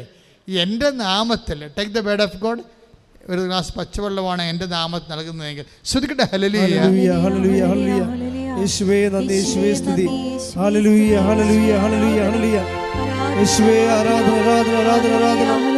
ഹല്ലേലൂയ ഹല്ലേലൂയ. യേശുവേ സ്തുതി. ആരാധന ആരാധന ആരാധന അങ്ങേയ്ക്ക് ആരാധന. യേശുവേ നന്ദി. ഹല്ലേലൂയ ഹല്ലേലൂയ ഹല്ലേലൂയ. യേശുവേ നന്ദി, ആരാധന ആരാധന. ഹല്ലേലൂയ ഹല്ലേലൂയ. യേശുവേ നന്ദി, യേശുവേ സ്തുതി. യേശുവേ. മർക്കോസ് 9:41. മർക്കോസ് 9:41. സത്യമായി ഞാൻ നിങ്ങളോട് പറയുന്നു, ഏറ്റു പറഞ്ഞ സത്യമായി ഞാൻ നിങ്ങളോട് പറയുന്നു, സത്യമായി ഞാൻ നിങ്ങളോട് പറയുന്നു, നിങ്ങൾ ക്രിസ്തുവിനുള്ളവരാകയാൽ നിങ്ങൾ ക്രിസ്തുവിനുള്ളവരാകയാൽ അവന്റെ നാമത്തിൽ ആരെങ്കിലും നിങ്ങൾക്ക് ഒരു പാത്രം വെള്ളം കുടിക്കാൻ തന്നാൽ അവന് പ്രതിഫലം ലഭിക്കാതിരിക്കുകയില്ല. ഇവിടുത്തെ പ്രാധാന്യം എന്താണ്? നമ്മൾ കൊടുക്കണതും മേടിക്കണതും എല്ലാത്തിനും പിന്നിൽ ഒരു റെഫറൻസ് പോയിന്റ് ഉണ്ട്. എന്താണ്? അവൻ്റെ നാമത്തിൽ. അപ്പോൾ മർക്കോസിൻ്റെ എത്രയാണത്? 9:41. 37 എടുത്തേ. 9:37 എടുത്തേ.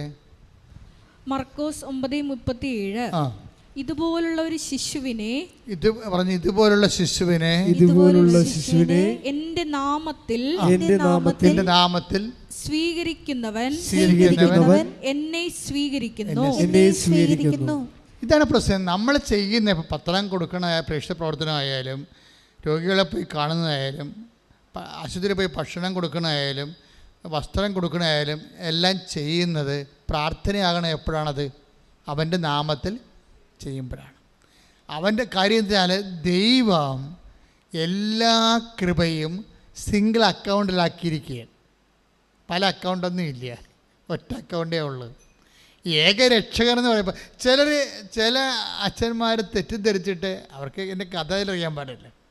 ഇപ്പം ഇവിടെ ആൾക്കാർ സാക്ഷ്യം പറഞ്ഞ എല്ലാം മാതാവ് സഹായിച്ചു, മാതാവ് സുഖപ്പെടുത്തി എന്നാണ് പറയണം. അപ്പം ചില അച്ഛന്മാർക്ക് ശരിക്കും കുരു പൊട്ടും അത് കേൾക്കുമ്പോൾ. അവർ പറയും മാതാവല്ല, ദൈവം യേശുവാണ് ഏകരക്ഷകൻ. ഇതാര് പറഞ്ഞല്ലെന്ന്.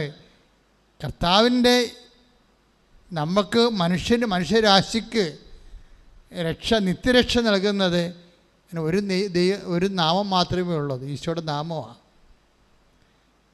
ഈശോയുടെ നാമത്തെ എന്തുമാത്രം മഹത്വപ്പെടുത്താൻ ആർക്ക് കഴിയും? ഈ ഭൂമിയിൽ മാതാവിനെ പോയല്ലാതെ ആർക്ക് കഴിയും? കാര്യം ആ നാമത്തിൻ്റെ മഹത്വം അറിഞ്ഞ ആളാണ്. നമ്മുടെ പോലെയുള്ള വിശ്വാസമല്ലേ, നമുക്ക് അത്ഭുതങ്ങൾ കാണണ്ടേ? അതല്ലേ ഈശോ ചോദിക്കുന്നത്. അത്ഭുതങ്ങൾ കണ്ടല്ലാതെ നിങ്ങൾ വിശ്വസിക്കത്തില്ലല്ലോ എന്നൊക്കെ പറയണില്ലേ. സാധാരണ മനുഷ്യരെയും അമ്മയും തമ്മിൽ ഈശോ അവിടെ വെച്ചൊരു ഒരു വാട്ടർ ടൈറ്റ് കമ്പാർട്ട്മെൻറ്റ് ഉണ്ടാക്കി തിരിക്കണം അവിടെ വെച്ചാണ്. അതുപോലെ നിങ്ങൾ അത്ഭുതം കണ്ടല്ലാതെ വിശ്വസിക്കത്തില്ലല്ലോ. ശ്രദ്ധിക്കട്ടെ.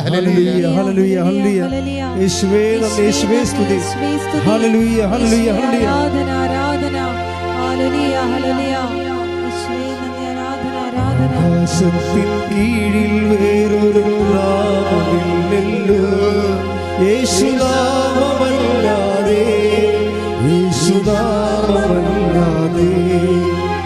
മാനവരക്ഷയ്ക്കുള്ളിൽ വേറൊരു നാമമില്ലല്ലോ, യേശുനാമമല്ലാതെ, യേശുനാമമല്ലാതെ.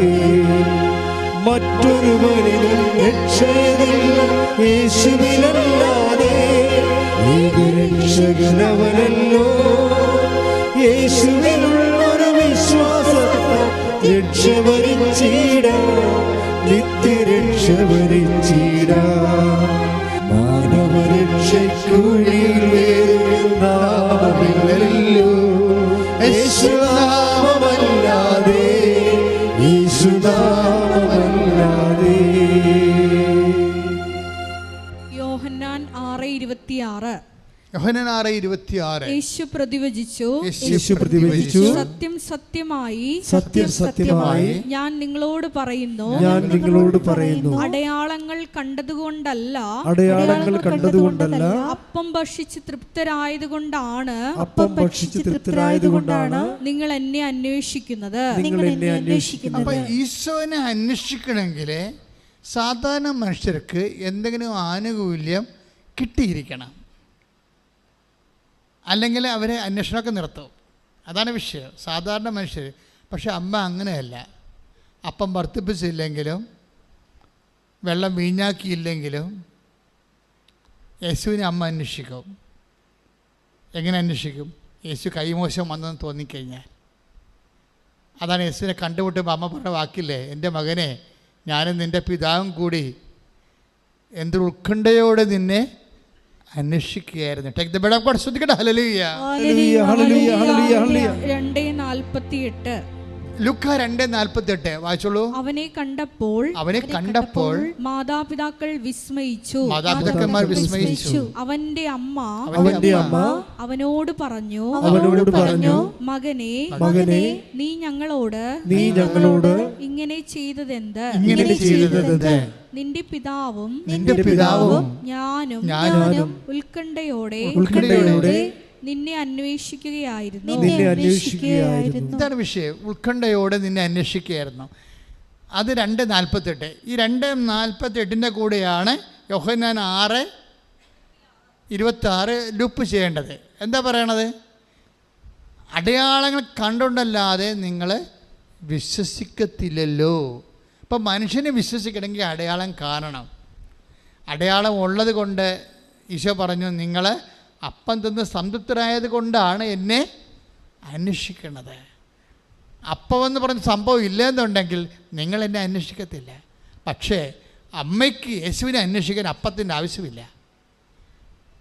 യേശുവിനെ കൈമോശം വന്നാൽ മതി.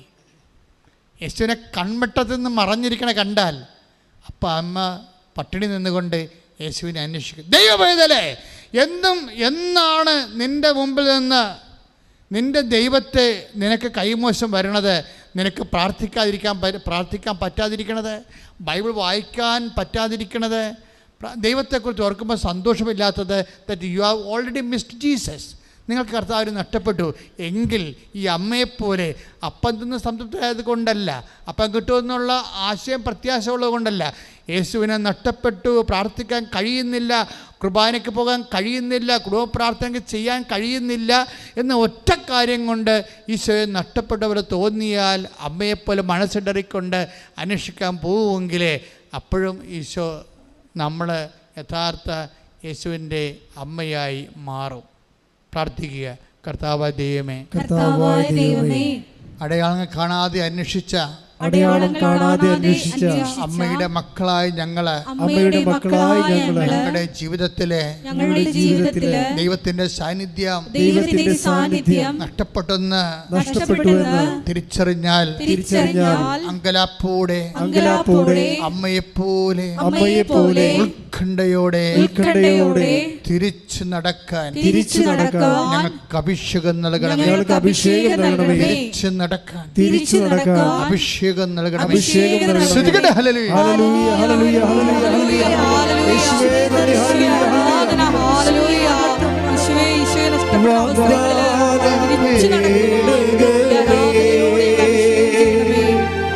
സ്വർഗീയ പൊൻമലരേ,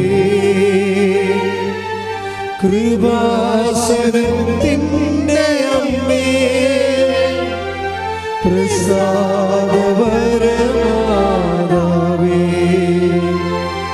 കൃപാസനത്തിൻ്റെ അമ്മേ, പ്രസാദവരമാതാവേ.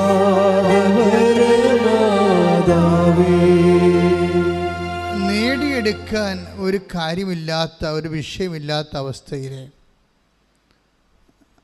നിൻ്റെ ജീവിതത്തിൽ ദൈവത്തിൻ്റെ സ്പേസ് എവിടെയാണ്? സുഖപ്പെടാൻ ഒരു രോഗമില്ലെങ്കിൽ നിൻ്റെ പ്രാർത്ഥനയ്ക്ക് സ്പേസ് എവിടെയാണ് എന്ന് ചിന്തിക്കുന്നിടത്ത് വെച്ചാണ് നീയും ദൈവവും തമ്മിൽ എന്തുമാത്രം അടുപ്പമാണ്, അകലെയാണെന്ന് തിരിച്ചറിയണത്. നേടിയെടുക്കാൻ ഒരു കാര്യമില്ല, ജയിക്കാൻ ഒരു പരീക്ഷയില്ല, സുഖപ്പെടാൻ ഒരു രോഗമില്ല, കിട്ടാൻ ഒരു ജോലിയില്ല, വസിക്കാൻ ഒരു വീടിൻ്റെ വിഷയമില്ല. അങ്ങനെ വന്നാൽ നീയും നിൻ്റെ ദൈവവും തമ്മിൽ എന്തായിരിക്കും? അടുപ്പമോ അകലമോ? അതെന്നും ഒരു വിശ്വാസി അവനോട് ചോദിക്കേണ്ട ഒരു ചോദ്യമാണ്. നീയും ദൈവവും തമ്മിൽ എന്തുമാത്രം ബന്ധമുണ്ട് എന്നറിയണമെങ്കിൽ ദൈവത്തിൽ നിന്നൊരു ആനുകൂല്യം കിട്ടാതിരിക്കുമ്പോഴും ദൈവത്തെ അന്വേഷിച്ച് മനസ്സിലെ ഉത്കണ്ഠയോടെയാണ് ദൈവത്തെ അന്വേഷിക്കുന്നത്. കിട്ടുമോ, കണ്ടുമുട്ടുമോ? അതാണ് അമ്മ പറയണത്, എൻ്റെ മകനെ, ഞാനും നിൻ്റെ പിതാവും കൂടി ഉത്കണ്ഠയോടുകൂടിയാണ്. വെറുതെയുള്ള അന്വേഷണമല്ല. കണ്ടുകിട്ടാൻ കഴിയുമോ? ഇനി ഒരിക്കലും കാണാതിരിക്കുമോ? ഇങ്ങനെ പല പല ചിന്തകളുമായിട്ടാണ് അമ്മ യേശുവിനെ തിരക്കി പോണത്. അവസാനം കണ്ടുമുട്ടുമ്പോഴും അമ്മ തൻ്റെ മനസ്സിലുണ്ടായ വിഷയങ്ങളെല്ലാം അതുപോലെ ഈശോനോട് പറയും. എൻ്റെ ദൈവത്തിലെ ഈ ധ്യാനത്തിൽ ഈശോ എന്താ പറയണം? നിനക്കെപ്പോഴും മിസ്സാകുന്നുണ്ടോയെന്ന് നോക്കണം. ജീസസിനെ പ്രാർത്ഥിക്കാൻ പറ്റാത്ത, ഇപ്പം കുടുംബത്തിലാകുമ്പോൾ എപ്പോഴും ഇഷ്യൂസ് ഉണ്ടാവും. എപ്പോഴും ഇഷ്യൂ. ഇപ്പോൾ കടലിൽ എങ്ങനെയാണ് ഓക്സിജൻ ഉണ്ടാകണത്? അത് സ്ഥിരതല്ല്. ഈ കടലിലെ മത്സ്യങ്ങളൊക്കെ അല്ലെങ്കിൽ ഈ ജലാശയത്തിലെ മത്സ്യങ്ങളൊക്കെ എവിടെ നിന്നാണ് ഓക്സിജൻ എടുക്കേണ്ടത്? വെള്ളത്തിൽ നിന്നല്ലേ. മഴയും കാറ്റും വരുമ്പോൾ ഓളങ്ങൾ ഉണ്ടാകുന്നതും എല്ലാം ഓക്സിജൻ അല്ലേ കിട്ടണത്. അപ്പം കടലിലുള്ള ജീവികളെ ഉദ്ദേശിച്ചിട്ടാണ് അതിന് തിരച്ചിലുള്ളത്. പ്രാണവായുവും തിരയിലെ പിടച്ചിലും തമ്മിൽ ഭയങ്കര ബന്ധമാണ് ശരിക്കും. ഇപ്പം നമ്മൾ തന്നെ തിരയൊന്നും ഇല്ലാ സ്ഥലങ്ങളിലൊക്കെ ചെമ്മീനൊക്കെ വളർത്തുമ്പോൾ നിങ്ങൾ കണ്ടിട്ടില്ലേ? ശാസ്ത്രീയമായിട്ട് ചെമ്മീൻ വളർത്തുന്ന സ്ഥലങ്ങളിൽ തന്നെത്താൻ തിര ഉണ്ടാക്കി കൊടുക്കും. ഒരു മെഷീൻ വെച്ച് തിര ഉണ്ടാക്കി കൊടുക്കും, പതപ്പിച്ച്, വെള്ളം പതപ്പിച്ച് കൊടുക്കും. ഒരു വലിയൊരു മോട്ടർ വെച്ചിട്ട്, ഇങ്ങനെ ഇലകളുള്ള ഒരു മോട്ടർ വെച്ചിട്ട് കറക്കി. അപ്പോൾ ഞാൻ ചോദിക്കും എന്നാ പരിപാടി? അപ്പോൾ വെഞ്ചരിക്കാനൊക്കെ ഈ പാടശേഖരത്തിൽ ഞാൻ പോകുമ്പോൾ ഞാൻ ഇത് 4 മോട്ടറൊക്കെ വെച്ചിരിക്കുന്നത്. മോട്ടറല്ല, ഇങ്ങനെ ഒരു പങ്കയാണ്, വെള്ളത്തിൽ കിടന്ന് കറങ്ങി പോകത്തേ. എന്നിട്ട് വെള്ളത്തിൽ ഇങ്ങനെ അടിച്ച് കറക്കി പതപ്പിച്ചെടുക്കും. അപ്പോൾ ഓക്സിജൻ, ക്രിയേറ്റിംഗ് ഓക്സിജൻ. അപ്പോഴേക്കും മനസ്സിലായി വെള്ളമായ പതയും തിരയും ഉണ്ടാവും. എന്തിനാണ്? അവിടെ ജീവിക്കുന്ന ആൾക്കാർക്ക് ഓക്സിജന് വേണ്ടിയാണ്. നിൻ്റെ ഹൃദയത്തിൽ ദൈവം ഉള്ളിടത്തോളം കാലം ദൈവത്തിൻ്റെ ആത്മാവിന് ഓക്സിജൻ വേണം. അതുകൊണ്ട് പ്രശ്നങ്ങൾ സ്വാഭാവികമായിട്ട് പ്രതീക്ഷിക്കാം. മനസ്സിലായില്ലേ? അപ്പോൾ അതുകൊണ്ട് തിരയില്ലാത്തൊരു കടലിനെ നമുക്ക് വിഭാവനം ചെയ്യാൻ പറ്റത്തില്ല. തിര ഓക്സിജൻ ഉണ്ടാക്കുന്ന ഒരു ഭാഗമാണ്. അതുപോലെ നിൻ്റെ ആത്മാവിന് ദൈവത്തിന് അനുഭവിക്കാൻ വേണ്ടി ഇടയ്ക്ക് പ്രശ്നങ്ങളുണ്ടാകും, തിരയുണ്ടാകും. ഇത് അക്സെപ്റ്റ് ചെയ്യണം. ഈ ആഴ്ച നല്ലതാണെന്ന് വിചാരിച്ചോ, സന്തോഷമായിരിക്കും. ഇപ്പം ചിലർ വാരഫലക്കാർ ചോദിക്കുക, നിൻ്റെ ഈ ആഴ്ച, എല്ലാവരും ഉടനെ എടുത്ത് നോക്കും. ആൾക്കാർക്ക് അമർത്തിയിടാൻ പറ്റിയ സാധനമാണത്, ഈ ആഴ്ച, നിൻ്റെ ഈ ആഴ്ച.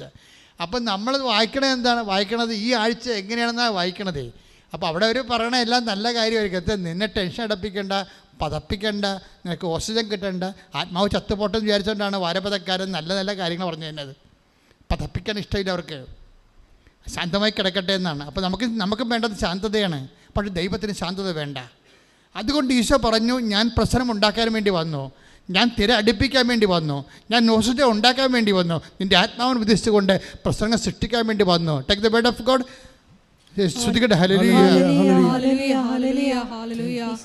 ഭൂമിയിൽ വാളാണ് ഞാൻ കൊണ്ടുവന്നിരിക്കുന്നത്. ലൂക്കാ 12:49. ഭൂമിയിൽ തീയിടാനാണ് ഞാൻ വന്നത് എന്ന് പറഞ്ഞേ. കണ്ട, ഭൂമിയിൽ തീയിടാനാണ് ഞാൻ വന്നത്. പൊള്ളുന്ന അനുഭവം ഉണ്ടാവുന്ന അർത്ഥം. ചിലപ്പോൾ ഭാര്യയുടെ വാക്കിൽ നിന്നായിരിക്കും നമുക്ക് പൊള്ളണത്. പക്ഷെ ബുദ്ധിയും ബോധവും ജ്ഞാനം ഉള്ളവൻ പറയണം, ഭാര്യയല്ല സംസാരിക്കണത്, കർത്താവ് പതപ്പിക്കണമെന്ന് മനസ്സിലാക്കണം. കർത്താവിൻ്റെ വചനം എന്താ പറഞ്ഞിരിക്കണത്? ചിലപ്പോൾ മക്കൾ തന്നെ അങ്ങനെ തോന്നിയ വശം പറഞ്ഞവർ നമ്മുടെയൊക്കെ അവരെ പതപ്പിക്കും നമ്മളെ. അതെന്താ പ്രശ്നം വെച്ച് കഴിഞ്ഞാൽ, ഭൂമിയിൽ തീയിടാനാണ് ഞാൻ വന്നത്. അത് ഇതിനകം കത്തി ജ്വലിച്ചിരുന്നെങ്കിൽ എനിക്ക് ഒരു സ്നാനം സ്വീകരിക്കാനുണ്ട്. അത് നിവൃത്തിയാകുവോളം ഞാൻ എത്ര ഞെരുങ്ങുന്നു. പ്രശ്നം വെച്ച് കഴിഞ്ഞാൽ ഈ സ്നാനം എന്നൊക്കെ പറയുന്നത് ഒരു കുളിപ്പിക്കലാണ്, കൃപയുടെ കുളിപ്പിക്കലാണ്. നമ്മൾ ജ്ഞാനസ്നാനപ്പെട്ടപ്പോൾ നമുക്ക് ലഭിച്ച വരപ്രസാദമാണ്. ഈ വരപ്രസാദം എന്ന് പറയുന്ന ഓക്സിജൻ, ആത്മാവിൻ്റെ ശ്വസനവായുവാണത് വരപ്രസാദം. ഈ കൃപ ഉണ്ടാകണമെങ്കിൽ കുരിശുണ്ടാകണം. അതുകൊണ്ട് തീ ഇടയ്ക്കിടയ്ക്ക് വീഴും, പൊള്ളുന്ന അനുഭവം ഉണ്ടാവും, പതപ്പിക്കും. ഇതിൻ്റെ പ്രശ്നം എന്താ? ഇതെല്ലാം അക്സെപ്റ്റ് ചെയ്തുകൊണ്ട് വേണം ലൈഫിനെ ദൈവത്തിനെ അതിൻ്റെ അകത്ത് കക്ഷി ചേർക്കാൻ. അങ്ങനെ വരുമ്പോൾ എന്താ പറ്റണത്? ഉത്കണ്ഠയൊക്കെ ഉണ്ടാവും. പക്ഷേ അതിൻ്റെ പേരിൽ പെയ്തും പെരുക്കുകയും ബഹളം ഉണ്ടാക്കുകയും അസ്വസ്ഥപ്പെടുകയും ചെയ്യത്തില്ല. എന്താ കാര്യം? അമ്മ ഹൃദയത്തിൽ സംഗ്രഹിച്ചൊന്ന് അതിൻ്റെ കൂടെ എഴുതിയിരിക്കണത്. ഉത്കണ്ഠ ഉണ്ടായി, പക്ഷെ ഉത്കണ്ഠയുടെ അർത്ഥം കക്ഷിക്ക് മനസ്സിലായി. ഞാനും നിൻ്റെ പിതാവും കൂടി നിന്നെ നഷ്ടപ്പെട്ടപ്പോഴേ ഞാനും നിൻ്റെ ഇപ്പോൾ 2:48 എന്താ പറയണത്? ലൂക്കാൻ്റെ സുവിശേഷം 2:48, ഞാനും നിൻ്റെ പിതാവും കൂടി നിന്നെ ഉത്കണ്ഠയോടെ അന്വേഷിക്കുകയായിരുന്നു. പക്ഷേ ഉത്കണ്ഠ ഉണ്ടാക്കിയ സാഹചര്യം എന്താണ് എന്ന് ആൾ മനസ്സിലാക്കി കഴിഞ്ഞു. അത് പിതാവിൻ്റെ പ്രവൃത്തിയാണെന്ന് മനസ്സിലായി. കർത്താവ് പറയുന്നുണ്ട്, കണ്ടുമുട്ടിയപ്പോൾ ഈശോ പറയുന്നുണ്ട്, നിങ്ങൾ എന്തിനാണ് എന്നെ അന്വേഷിച്ചത്? ഞാൻ എൻ്റെ പിതാവിൻ്റെ പ്രവൃത്തികളിൽ വേപൃതനായിരിക്കേണ്ടവനാണെന്ന് നിങ്ങൾക്ക് അറിയാമല്ലോ. I presuppose that it is not to you. എനിക്കറിയാം നിങ്ങൾക്കത് അറിയേണ്ടതാണെന്ന്. പക്ഷേ അമ്മയുടെ സ്വഭാവമല്ലേ, അമ്മയല്ലേ, പെട്ടെന്ന് ആശയമൊന്നും ഓർത്തില്ല. ആള് കൈമോശം വന്നപ്പോൾ പടച്ചുപോയി, ആളിന് ഉത്കണ്ഠ കയറിപ്പോയി. ആ ഉത്കണ്ഠ അഡ്രസ്സ് ചെയ്തുകൊണ്ടാണ് ഈശോ സംസാരിക്കുന്നത്. ഇങ്ങനെ ഉത്കണ്ഠപ്പെടേണ്ട കാര്യമില്ല, it is not to you. ഞാൻ എൻ്റെ പിതാവിൻ്റെ കാര്യത്തിൽ വ്യാപൃതനാകേണ്ട ആളാണെന്ന് നിങ്ങൾക്ക് അറിവുള്ളതല്ലേ എന്ന് പറഞ്ഞപ്പോഴാണ് അമ്മ അറിവ് ആ ഇമോഷൻ ലെവലിൽ നിന്ന് ബുദ്ധിപരമായ ലെവലിലേക്ക് അറിവിനെ കൊണ്ടുവന്നിട്ട് അമ്മ അടുത്ത വാക്ക് പറയും. വചനം എന്ത് പറയും? അവളെല്ലാം ഹൃദയത്തിൽ സംഗ്രഹിച്ചു. അതാണ് സമ. അപ്പോൾ take the word of God. ശ്രദ്ധിക്കട്ടെ. ഹല്ലേലൂയ. ലൂക്ക 2:51. ലൂക്ക 2:51. അവന്റെ അമ്മ ഇക്കാര്യങ്ങളെല്ലാം ഹൃദയത്തിൽ സംഗ്രഹിച്ചു. എന്നുവെച്ചാൽ അപ്പോൾ ഉത്കണ്ഠയുടെ അർത്ഥം മനസ്സിലായി. ഓരോ വിഷയം സംഭവിക്കുമ്പോൾ ആ സംഭവത്തിനൊക്കെ ഒരു കാരണങ്ങളുണ്ടാകും. അതുകൊണ്ടാണ് ബൈബിൾ പറയണത് സംഭവിച്ചതെല്ലാം അവൻ മൂലമാണ്, അവനെ കൂടാതെ ഒന്നും സംഭവിച്ചിട്ടില്ല. ഓരോ വിഷയങ്ങളും സംഭവിക്കുമ്പോൾ ഓർക്കണം. Take the word of God. Yohannan 1:3. ശ്രദ്ധിക്കട്ടെ. ഹല്ലേലൂയ ഹല്ലേലൂയ ഹല്ലേലൂയ ഹല്ലേലൂയ. യേശുവേ നന്ദി. ഹല്ലേലൂയ ഹല്ലേലൂയ ഹല്ലേലൂയ. യോഹന്നാൻ 1:3. സമസ്തവും അവനിലൂടെ ഉണ്ടായി. സമസ്തവും അവനിലൂടെ ഉണ്ടായി. ഒന്നും അവനെ കൂടാതെ ഉണ്ടായിട്ടില്ല. ഒന്നും അവനെ കൂടാതെ ഉണ്ടായിട്ടില്ല. അതായത് ഈ മനുഷ്യൻ്റെ ജീവിതത്തിൽ ഉണ്ടാകുന്ന എല്ലാ വിഷയങ്ങളും അതിന് അവന് ഒരു ദൈവികമായ ലക്ഷ്യമുണ്ട്. ഈ ലക്ഷ്യം മനസ്സിലാകുന്നവരെ നമ്മൾ ഉത്കണ്ഠപ്പെട്ടിരിക്കും. മനസ്സിലാക്കി കഴിഞ്ഞാൽ ഹൃദയത്തിൽ സംഗ്രഹിക്കും. അതാണ് മരിയൻ സ്പിരിച്വാലിറ്റി എന്ന് പറയണത്. പ്രാർത്ഥിക്കുക. കർത്താവേ, അങ്ങയുടെ അമ്മയെപ്പോലെ കാര്യങ്ങളുടെ അർത്ഥം ഗ്രഹിച്ചു കഴിഞ്ഞാൽ ഹൃദയത്തിൽ സംഗ്രഹിച്ച് അമ്മയെപ്പോലെ മൗന സ്നേഹത്തോടെ ദൈവ തിരുസന്നിധി ദൈവ തിരുമനസ്സിന് കീഴ്പ്പെട്ടവളായി കീഴ്പ്പെട്ടവനായി ജീവിക്കുവാൻ എന്നെ അഭിഷേകം ചെയ്യണം. ശ്രദ്ധിക്കട്ടെ. ഹല്ലേലൂയ ഹല്ലേലൂയ ഹല്ലേലൂയ. യേശുവേ നന്ദി. ഹല്ലേലൂയ ഹല്ലേലൂയ ഹല്ലേലൂയ ഹല്ലേലൂയ. വാഗ്ദാന പേടകമേ സ്വർഗീയ പൊന്മലരേ കൃപാസനത്തിൻ്റെ അമ്മേ പ്രസാദവരമാതാവേ വാഗ്ദാന പേടകമേ സ്വർഗീയ പൊന്മലരേ കൃപാസനത്തിൻ്റെ അമ്മേ പ്രസാദവരമാതാവേ. എൻ്റെ മക്കളെ എപ്പോഴും ശ്രദ്ധിക്കേണ്ട കാര്യമായാലേ, അതായത് നീ ദൈവത്തിൻ്റെ പൈതലാണോ എന്ന് വെച്ചാൽ നിൻ്റെ ഓരോ വിഷയങ്ങൾക്കും പൈതൽ എന്ന് പറയുന്നത് എന്താണ്? ദൈവ പൈതൽ എന്ന് പറയുമ്പോൾ നമ്മൾ ഇപ്പോൾ ദൈവാത്മാവിനാൽ നയിക്കപ്പെടുന്നവരെല്ലാം ദൈവത്തിൻ്റെ മക്കളാണ്. That's okay. ദൈവത്തിൻ്റെ ആത്മാവിനാൽ നയിക്കപ്പെടുകയാണ് നമ്മുടെ ജീവിതത്തിൻ്റെ. ഇപ്പോൾ 8:14 റോമാലേഖനത്തിൽ പറയണത് ദൈവാത്മാവിനാൽ പറഞ്ഞേ നയിക്കപ്പെടുന്നവരെല്ലാം ദൈവത്തിൻ്റെ മക്കളാണ്. അതൊരു ആശയപരമായിട്ട് ദൈവശാസ്ത്രപരമായിട്ടും അതാണ് എൻ്റെ ശരി. പക്ഷെ പ്രയോഗത്തിലെ വേറെ ഒരു ദൈവ പൈതലുണ്ട്. പ്രയോഗത്തിലെ ഒരു പൈതലിൻ്റെ പ്രശ്നം എന്താ? ഇപ്പം ഒരു നിങ്ങളുടെ കുഞ്ഞ് അവന് 2-1.5 വയസ്സേ ഉള്ളതെന്ന് വിചാരിച്ചു. 1.5 വയസ്സേ ഉള്ളൂ. അവൻ ഇങ്ങനെ ജലദോഷം വന്ന് മൂക്കടച്ചിരിക്കണം വിചാരിച്ചു.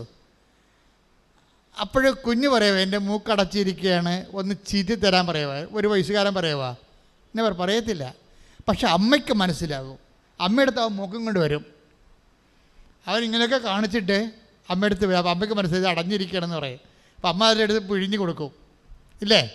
ദാറ്റ് മീൻസ് ഇതൊരു പൈതലാണ്. അവൻ്റെ മൂക്ക് ചീറ്റണമെന്ന് അവന് ആഗ്രഹമുണ്ട്. പക്ഷെ അവനെ കൺവേ ചെയ്യാൻ പറ്റും. അവൻ എന്താണ് അവൻ്റെ പ്രശ്നമെന്ന് അറിയത്തില്ല. ശ്വാസം മുട്ടുന്നുണ്ട്. പക്ഷേ it is not known to him what is his problem. നമുക്ക് സംഭവിക്കാം. എന്തൊരു കുഴപ്പമുണ്ട്, എന്താണ് നമുക്കറിയത്തില്ല. അപ്പോൾ അവൻ വന്ന് അമ്മയുടെ ഇങ്ങനെ നിൽക്കുകയും ഒക്കെ ചെയ്യുമ്പോൾ അമ്മയ്ക്ക് മനസ്സിലാകും ഇത് മൂക്കള കയറിയിരിക്കുകയാണ്, ചീറ്റി കൊടുക്കണമെന്ന് പറയും. ഇതൊരു പൈതൽ അങ്ങനെയാണ്. നിസ്സാര മൂക്ക് ചീരണ കാര്യങ്ങൾക്ക് പോലും അമ്മയെ ആശ്രയിക്കും. ഇങ്ങനെയാണ് പൈതൽ ജനിക്കണത്. ദൈവ പൈതൽ അങ്ങനെയാണ്. ഇപ്പം നിനക്ക് പൈസ ഉണ്ട്, നിനക്ക് വേണമെങ്കിൽ കലൂർ ടൗണിൽ പോയി തക്കാളി വാങ്ങിക്കാം, അല്ലെങ്കിൽ അരി വാങ്ങിക്കാം, അതിന് നിനക്ക് വണ്ടിയുണ്ട്, വണ്ടി പെട്രോളുണ്ട്, ഓടിക്കാൻ നിനക്കറിയാം, ലൈസൻസ് ഉണ്ട്, ഓക്കെ. പക്ഷേ എന്നാലും നീ ദൈവ പൈതലാണെങ്കിൽ ഒന്ന് പറഞ്ഞിട്ട് പോകും. അവിടെയാണ് പ്രശ്നം. ദൈവ പൈതൽ അല്ലെങ്കിൽ ഞാൻ കാശുണ്ട്, എൻ്റെ കാശുണ്ട്, ഞാൻ വേറെ എടുത്ത കാശാണ്, എനിക്ക് പെട്രോളുണ്ട്, എനിക്ക് ലൈസൻസ് ഉണ്ട്, പിന്നെ ഞാൻ എന്താ ദൈവത്തോട് പറയണത്? ഇതാണ് ജഡിക പൈതൽ എന്ന് പറയുന്നത്. ജഡിക പൈതൽ ഒരു കാര്യം ദൈവത്തോട് പറയത്തില്ല. ദൈവ പൈതൽ എല്ലാ കാര്യങ്ങളും അവനെ അറിയാവുന്ന കാര്യം പോലും ചെയ്യാവുന്ന കാര്യം പോലും ദൈവത്തോട് പറയും. ഇതാണ് എപ്പോഴും സന്തോഷത്തോടെ ഇരിക്കാനും ഇടതടവില്ലാതെ പ്രാർത്ഥിക്കാനും മടുപ്പ് കൂടാതെ പ്രാർത്ഥിക്കാൻ പറയുമ്പോൾ എല്ലാ കാര്യവും പ്രാർത്ഥനയുടെ സബ്ജക്റ്റാണ്. അല്ല, നമുക്കൊരു പ്രശ്നം ഉണ്ടാകുമ്പോൾ മാത്രം പ്രാർത്ഥനയല്ല. നമുക്കൊരു പ്രശ്നം ഉണ്ടാകുമ്പോൾ അപ്പോൾ ഇങ്ങനെ ഈ പ്രശ്നം ഉണ്ടായാലൊക്കെ പ്രാർത്ഥിക്കാൻ പറ്റത്തില്ലല്ലോ. അതാണ് പ്രശ്നം. അപ്പം നമുക്ക് പണമില്ലെങ്കിൽ മാത്രം അപ്പൻ്റെ അടുത്ത് വരികയും പണം ഉള്ളപ്പോൾ കൂട്ടുകാരത്ത് പോവുകയും ചെയ്യുമ്പോൾ ശരിക്കും പറഞ്ഞാൽ നീ ജാരസന്തതിയാണ്. അതാണ് പ്രശ്നം. നമുക്ക് ഒരു ആവശ്യമുള്ളപ്പോൾ മാത്രം അപ്പനെയും അമ്മേനെ വേണം, ആവശ്യമില്ലാത്തപ്പോൾ നിങ്ങൾ കൂട്ടുകാരുടെ കാര്യങ്ങൾ അന്വേഷിച്ച് അപ്പനെയും അമ്മയെ തിരക്ക് പോലും ഇല്ല എന്ന് പറഞ്ഞു കഴിഞ്ഞാൽ റിലേഷൻസ് പ്രശ്നമുണ്ട്. റിലേഷൻ എന്ന് പറയുമ്പോൾ ദൈവവുമായിട്ടുള്ളത് റിലേഷനാണ്. പക്ഷേ അതെനിക്ക് തോന്നുന്നത്, ഞാൻ ഇത്രയും നാൾ മനസ്സിലാക്കിയപ്പോഴേ, ഞാൻ ഒരു കാര്യത്തിൽ പറയാം, ഒരു രഹസ്യം പറയാം. അടുത്ത ജന്മം ഉണ്ടെങ്കിൽ ഞാൻ അച്ഛനാകേ ഉള്ളൂ. അത് നല്ല പുണ്യം കിട്ടുന്ന ജോലിയൊന്നല്ല പ്രശ്നം. ഇത് വേറൊരു വിഷയമുണ്ട്. അപ്പോൾ ചിന്തിച്ചാൽ പിടികിട്ടാത്തൊരു വിഷയമുണ്ട്. ചിന്തിച്ചാൽ പിടികിട്ടാത്ത വിഷയം എന്ന് പറയണത് ഇത് കമ്മിറ്റ്മെൻ്റ് പ്രശ്നമാണ്. നമ്മൾ ദൈവത്തെ ഒരിക്കൽ മനസ്സിലാക്കിയ നമ്മൾ ലൈഫ് അങ്ങോട്ട് കമ്മിറ്റ് ചെയ്യും. എനിക്ക് വേണ്ടി ദൈവം ഒരു ഞാൻ ദൈവത്തോട് ഈ ജന്മം കൊണ്ട് നന്ദിയുള്ളവനാണ്. എന്ന കാരണം എനിക്ക് ബോധവും അത്ര അറിവും ഇല്ലാഞ്ഞ കാലത്ത് ദൈവം എനിക്ക് വേണ്ടി ഒരു തീരുമാനം എടുത്തില്ലേ. ഞാൻ SLC പാസ്സാകുമ്പോൾ ഞങ്ങളുടെ കൂട്ടത്തിൽ നിന്ന് ഞാൻ മാത്രമേ ഈ ജോലിക്ക് വന്നുള്ളൂ. ബാക്കി എല്ലാവരും സ്വാഭാവികമായിട്ട് കുടുംബജീവിതത്തിലേക്കാണ് പോയത്. പക്ഷേ ദൈവം എനിക്ക് വേണ്ടി തിരഞ്ഞെടുത്ത് തന്നത് എനിക്ക് മനസ്സിലായത് ഇത് ശരിക്കൊരു വേർപാട് ജീവിതമാണെന്ന് മനസ്സിലായത് 75 ഞാൻ പൂർണ്ണകാലത്തല്ല.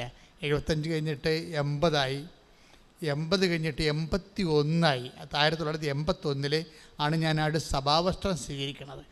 സഭാവസ്ത്രം സ്വീകരിക്കണവരെ I am not that conscious about. എനിക്കത്രയും ഫീൽ ചെയ്യുന്നില്ല. ഞാൻ ഇറ്റ്സ് ഇത് സാധാരണ ജീവിതം പോലെ അങ്ങോട്ട് പ്രാർത്ഥിച്ചു പോയി ദൈവത്തിന് വേണ്ടി ജോലി ചെയ്ത് പോകുമെന്നാണ് വിചാരിച്ചത്. സഭാവസ്ത്രം സ്വീകരിക്കുന്ന തലേ ദിവസമായപ്പോൾ എൻ്റെ മനസ്സ് കിടുങ്ങിപ്പോയി. കാര്യം ഇനി വേറെ ഒരു ലൈഫാണ്, സെറ്റ് അപ്രാട്ട്. അപ്പോൾ എന്നിട്ട് ദൈവം എന്നാ ചെയ്തെന്ന് കഴിഞ്ഞാൽ ഈ സഭാവസ്ത്രത്തിന് ഭയങ്കര വിലയാണെന്ന് എനിക്ക് മനസ്സിലാക്കാൻ വേണ്ടി പല പരീക്ഷകരെ തോപ്പിച്ചിട്ട് അവരെന്നെ പറഞ്ഞു വിടുമെന്നുള്ള കണ്ടീഷൻസ് വന്ന് 2 പ്രാവശ്യം വന്ന്. അപ്പോൾ ഞാൻ കരഞ്ഞു കൂവി കാലക്കെട്ട് വീണ്, കർത്താവേ എൻ്റെ ഈ ജന്മം എനിക്ക് അച്ഛനാകണം, എനിക്ക് കുർബാന അർപ്പിക്കണം, എനിക്ക് ദൈവജനത്തിൽ ജോലി ചെയ്യണം, എനിക്ക് മിഷൻ ജോലി ചെയ്യണം, എന്നെ പറഞ്ഞു വിടരുത്. ഞാൻ അച്ഛന്മാരോടൊന്നും ഞാൻ പറഞ്ഞിട്ടില്ല എന്നെ പറഞ്ഞു വിടരുതെന്ന്. ഞാൻ എൻ്റെ കർത്താവിനോട് പറഞ്ഞേ എപ്പോഴും എന്നെ പറഞ്ഞു വിടരുത്, എനിക്ക് നിനക്ക് വേണ്ടി ജീവിക്കാൻ വേണ്ടിയാണ് ഞാൻ വന്ന്, എന്നെ എത്രയും വേഗം 2 മണി തൊട്ട് 4 മണി വരെയൊക്കെ ഞാൻ രാത്രി 3 കൊല്ലം അടുപ്പിച്ച് പ്രാർത്ഥിച്ചിട്ടുണ്ട്. രാത്രി 2 മണിക്ക് എഴുന്നേറ്റ് പോകും ബെഡ് എന്നിട്ട് 3-ാം നിലയിൽ പോയി ഒറ്റയ്ക്കിരിക്കും. 4 മണി വരെ ഇന്ന് പ്രാർത്ഥിച്ചിട്ടുണ്ട്. അത് ഏത് കാലഘട്ടം, കോളേജിൽ പഠിക്കണ PDC പഠിക്കണ കാലഘട്ടത്തിൽ പോലും. അപ്പം അത്രയും തീഷ്ണമായി എനിക്ക് പ്രാർത്ഥിക്കാനുണ്ടായിരുന്നു. പക്ഷേ ആ ഇടക്കാണ് എനിക്കിതുപോലെ പഠനത്തിൽ പ്രശ്നം വരുമ്പോൾ അവർ ഡിസ്മിസ് ചെയ്യുമെന്ന് പറയും. അപ്പോൾ ഞാൻ വിഷമിക്കും. പക്ഷേ കർത്താവ് എന്താ ചെയ്തുകൊണ്ടിരുന്നത്? മനഃപൂർവ്വം ഇങ്ങനെ ഉടുപ്പ് തരത്തില്ല, സ്വഭാവസ്ഥം തരത്തില്ല എന്നും പറഞ്ഞുകൊണ്ട് എൻ്റെ മനസ്സിനെ കശക്കി അത് ചോദിച്ചു വാങ്ങാൻ വേണ്ടി എന്നെ കരയിപ്പിക്കുന്ന അവസ്ഥ കൊണ്ട് ആക്കി. എന്തിനാണ്? ആ ഉടുപ്പിൻ്റെ വില എന്നെ മനസ്സിലാക്കിയിട്ടാണ് ഉടുപ്പ് തന്നിരിക്കണത്. അതുകൊണ്ട് ഞാൻ ഉടുപ്പ് ഊരിയത്തില്ല. ഒരിക്കലും ഞാൻ പാൻസെറ്റ് നിങ്ങൾ എന്നെ കണ്ടിട്ടുണ്ടോ പുറത്ത്? ഞാൻ പോകത്തില്ല. ഈ 40 കൊല്ലമായിട്ട് പോയിട്ടില്ല. വലിയ സാഹിത്യ അക്കാദമി പഠിച്ചപ്പോൾ, തൃശ്ശൂർ പഠിച്ചപ്പോൾ അവിടുത്തെ അച്ഛനായതുകൊണ്ട് അവിടുത്തെ ഈ പബ്ലിക് ക്ലോസറ്റൊക്കെയാണ്. അവിടെ മാത്രമാണ് ഞാൻ പാൻസ് ഇട്ട് പോയിരിക്കുന്നത്. വേറെ പോയിട്ടില്ല, പരമാവധി പോയിട്ടില്ല. പിന്നെ ട്രെയിനിൽ കിടന്ന് ഉറങ്ങാൻ നേരത്തുള്ളൂ ഓക്കെ വിട്ട് ആണ് ഞാൻ ട്രെയിനിൽ കയറണത്. 3-ാമത്തെ ചിലപ്പോൾ നമുക്ക് ബെർത്തൊക്കെ കിട്ടുമ്പോൾ അകലെ യാത്രയ്ക്ക് ചിലപ്പോൾ 3-ാമത്തെ നിലയെ കിട്ടത്തുള്ളൂ. അപ്പോൾ അവിടെ ചെന്ന് കിടന്നിട്ട് ഞാൻ ഉടുപ്പ് വരും. എന്ത് ഞാൻ ഇങ്ങനെ പറഞ്ഞതെന്ന് വെച്ചാൽ നമ്മൾക്ക് അതിനോട് അറ്റാച്ച്മെൻറ്റുള്ള രീതിയിലാണ് ദൈവം നമ്മളെ വളർത്തിയെടുത്തത്. എന്തിന് വരുന്ന വിഷയം എന്ന് പറയണത്, ഒരിക്കൽ നമ്മൾ ദൈവത്തെ മനസ്സിലാക്കി കഴിഞ്ഞാൽ, ഇനി നിങ്ങളുടെ കാര്യം എന്നേക്കാൾ സന്തോഷമാണ്. നിങ്ങൾക്കാര്യം നിങ്ങൾ കുടുംബജീവിതത്തിലുള്ളവരാണ്. എനിക്കാണെങ്കിൽ 1 മാസത്തിലൊക്കെ ഒരു പ്രശ്നം ഉണ്ടാകത്തുള്ളൂ. നിങ്ങൾക്ക് 1 ദിവസം ഒരു പ്രശ്നം ഉണ്ടാവും. അതാണ് വിഷയം. അതായത് അതായത് എനിക്ക് വേണ്ട ഒരു പുണ്യം ഞാൻ നേടണമെങ്കിൽ 1 മാസത്തെ പറ്റത്തുള്ളൂ. നിങ്ങൾക്കാണെങ്കിൽ എപ്പോഴും വിഷയം ഉണ്ടാവും. കുടുംബത്തിൽ ജീവിക്കുന്നു, സമൂഹത്തിൽ ജീവിക്കുന്നു, അയൽവാസികളുടെ പ്രശ്നം, എല്ലാവരുമായിട്ട് പ്രശ്നമല്ലേ. കാരണം എല്ലാം നിങ്ങളുടെ മേക്കെട്ട് കയറാൻ വരും. ഞങ്ങളുടെ അധികം ആൾക്കാർ മേക്കെട്ട് കയറാൻ വരത്തില്ല. ഞാൻ പിന്നെ മേക്കെട്ട് കയറാമെന്നേ മിണ്ടത്തില്ല. അവിടെ പോയി കത്തിക്കൊന്നും ബാക്കി പിടിക്കത്തില്ല. ചിലപ്പോൾ തോറ്റു കൊടുക്കണമായിട്ട് തോറ്റു കൊടുക്കും. എന്താ കാര്യം? ഈശോ ജയിക്കേണ്ട കാരണം ഞാൻ എന്നെ ജയിപ്പിക്കാൻ വേണ്ടി ഞാൻ അങ്ങനെ നോക്കത്തില്ല. അങ്ങനെ ഒരു ന്യൂട്രലായിട്ട് നിൽക്കുകയുള്ളൂ. ചിലപ്പോൾ ചേട്ടാ മനസ്സ് ശരിയല്ലെന്നൊക്കെ പറയുന്നത്, അല്ലാതെ വേറെ ഒന്നും പറയത്തില്ല. എന്താ പ്രശ്നം വെച്ചാൽ, ഒരു ഇഷ്യൂ അങ്ങനെ ഡെവലപ്പ് ക്രിയേറ്റ് ചെയ്താൽ അവിടെ എനിക്ക് ജയിക്കേണ്ട ആവശ്യമില്ല. അവിടെ ഞാൻ ജയിച്ച ചിലപ്പോൾ ഈശോ തോക്കുകയാണെങ്കിൽ തീർച്ചയായിട്ടും നമ്മൾ ജയിച്ചതുകൊണ്ട് പ്രയോജനമില്ലാതെ വരും. അപ്പോൾ അത് കുറച്ച് നാൾ നിങ്ങൾ പരിശോധിച്ച് കഴിയുമ്പോൾ മനസ്സിലാകും. ഒത്തിരി കാര്യങ്ങൾക്ക് പോയി നിങ്ങൾ വാക്കത്തിക്ക് വട്ടം പിടിക്കേണ്ട ആവശ്യമില്ല. കുറച്ചും കണ്ട് വിട്ടുകൊടുക്കുക. ദൈവത്തെ നിങ്ങൾ പ്രധാനപ്പെട്ട ആളായിട്ട് കണ്ടിട്ട്, ദൈവം എൻ്റെ ജീവിതത്തിൽ എൻ്റെ വിശ്വാസം തോക്കരുത്, ഞാൻ തോറ്റാലും എൻ്റെ വിശ്വാസം തോക്കരുതെന്ന് പറയണം. അങ്ങനെ വന്നാൽ നിങ്ങൾ ഒരു പ്രശ്നവും നിങ്ങൾക്ക് ഉണ്ടാകത്തില്ല. ഞാൻ തോറ്റാലും എൻ്റെ വിശ്വാസം, കാര്യം എൻ്റെ വിശ്വാസം എന്ന് പറയുന്നത് എന്താണ്? എൻ്റെ ദൈവത്തിലാണ് ഞാൻ വിശ്വസിക്കുന്നത്. അപ്പം ദൈവമാണത്. വിശ്വാസം തന്നെ എത്തിക്കണം, ദൈവത്തിലല്ലേ എത്തിക്കണത്. അപ്പോൾ അത് ഒരു നിലപാടിൻ്റെ ഭാഗമാണ്. ആധ്യാത്മിക ജീവിതം എന്ന് പറയുന്നത് കുറച്ചിങ്ങനെ കസ്തർക്കം മിസ്തർക്കം എന്നൊക്കെ പറഞ്ഞാൽ പ്രാർത്ഥിക്കണമല്ല. അത് സൈലൻ്റ് ആയിട്ടുള്ള ഒരു ഡിസ്പോസിഷനാണ്, നിലപാടാണത്. ഒരു നിശബ്ദ നിലപാടാണ് ആധ്യാത്മികത എന്ന് പറയുന്നത്. അത് നിനക്കും നിൻ്റെ ദൈവത്തിനും എല്ലാവർക്കും അത് എക്സ്പ്ലെയിനബിൾ അല്ല. എല്ലാവരോടും അവർ പറയും ബുദ്ധിമോശം കാണിച്ചില്ല, മണ്ടത്തരമല്ലേ, ഇതെന്താണ് മറ്റുള്ള നമ്മുടെ വായുടെ അകത്ത് കയറി കൈ ഇട്ട് കഴിഞ്ഞാൽ സ്വാഭാവികമായിട്ട് അളം മുട്ടി ആരാണ് കടിക്കാത്തത്, നീ മനുഷ്യരാണെന്നൊക്കെ അത് ചോദിക്കും. That's okay. അമ്മ ഇതിനെല്ലാം പറ്റിയ ആളാണ്. അമ്മ ദൈവം നഷ്ടപ്പെട്ടു പോകാതിരിക്കാൻ വേണ്ടി ഒരിക്കൽ നഷ്ടപ്പെട്ട എൻ്റെ അനുഭവം അവർക്ക് മനസ്സിലാക്കിയതാണ്. അവർക്ക് അത്ര ഉത്കണ്ഠയായിട്ട് ഉറങ്ങാത്ത രാത്രിയായിരുന്നു. 2-ാമത്തെ ദിവസവും 3-ാം ദിവസമാണ് ഈശോനെ കണ്ടുമുട്ടുന്നത്. അപ്പോൾ ഉത്കണ്ഠ കൊണ്ട് ഉറങ്ങാതെ കിടന്ന ദിവസമാണ്. അപ്പോൾ ദൈവം നഷ്ടപ്പെടുന്നത് എന്താണെന്ന് ഈ അമ്മയ്ക്കറിയാം. അതുകൊണ്ട് അമ്മ എപ്പോഴും ഹൃദയത്തിൽ സംഗ്രഹിക്കുകയുള്ളൂ. കാര്യം ഞാൻ ജയിച്ചിട്ടോ ഞാൻ ദൈവം നഷ്ടപ്പെടരുത് എന്നുള്ള ഒരു ചിന്ത. ആധ്യാത്മിക ജീവിതം സത്യസന്ധമായ ഒരു നിലപാടുകളാണ്. ഞാൻ എന്താ ഇങ്ങനെ പറഞ്ഞതെന്ന് വെച്ച് കഴിഞ്ഞാൽ, എപ്പോഴും സന്തോഷമായിട്ടിരിക്കുക, ഇടതടവില്ലാതെ പ്രാർത്ഥിക്കുക.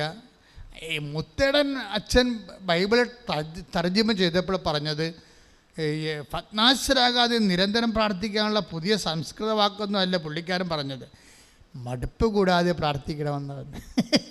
അതാണ് എനിക്കിഷ്ടം.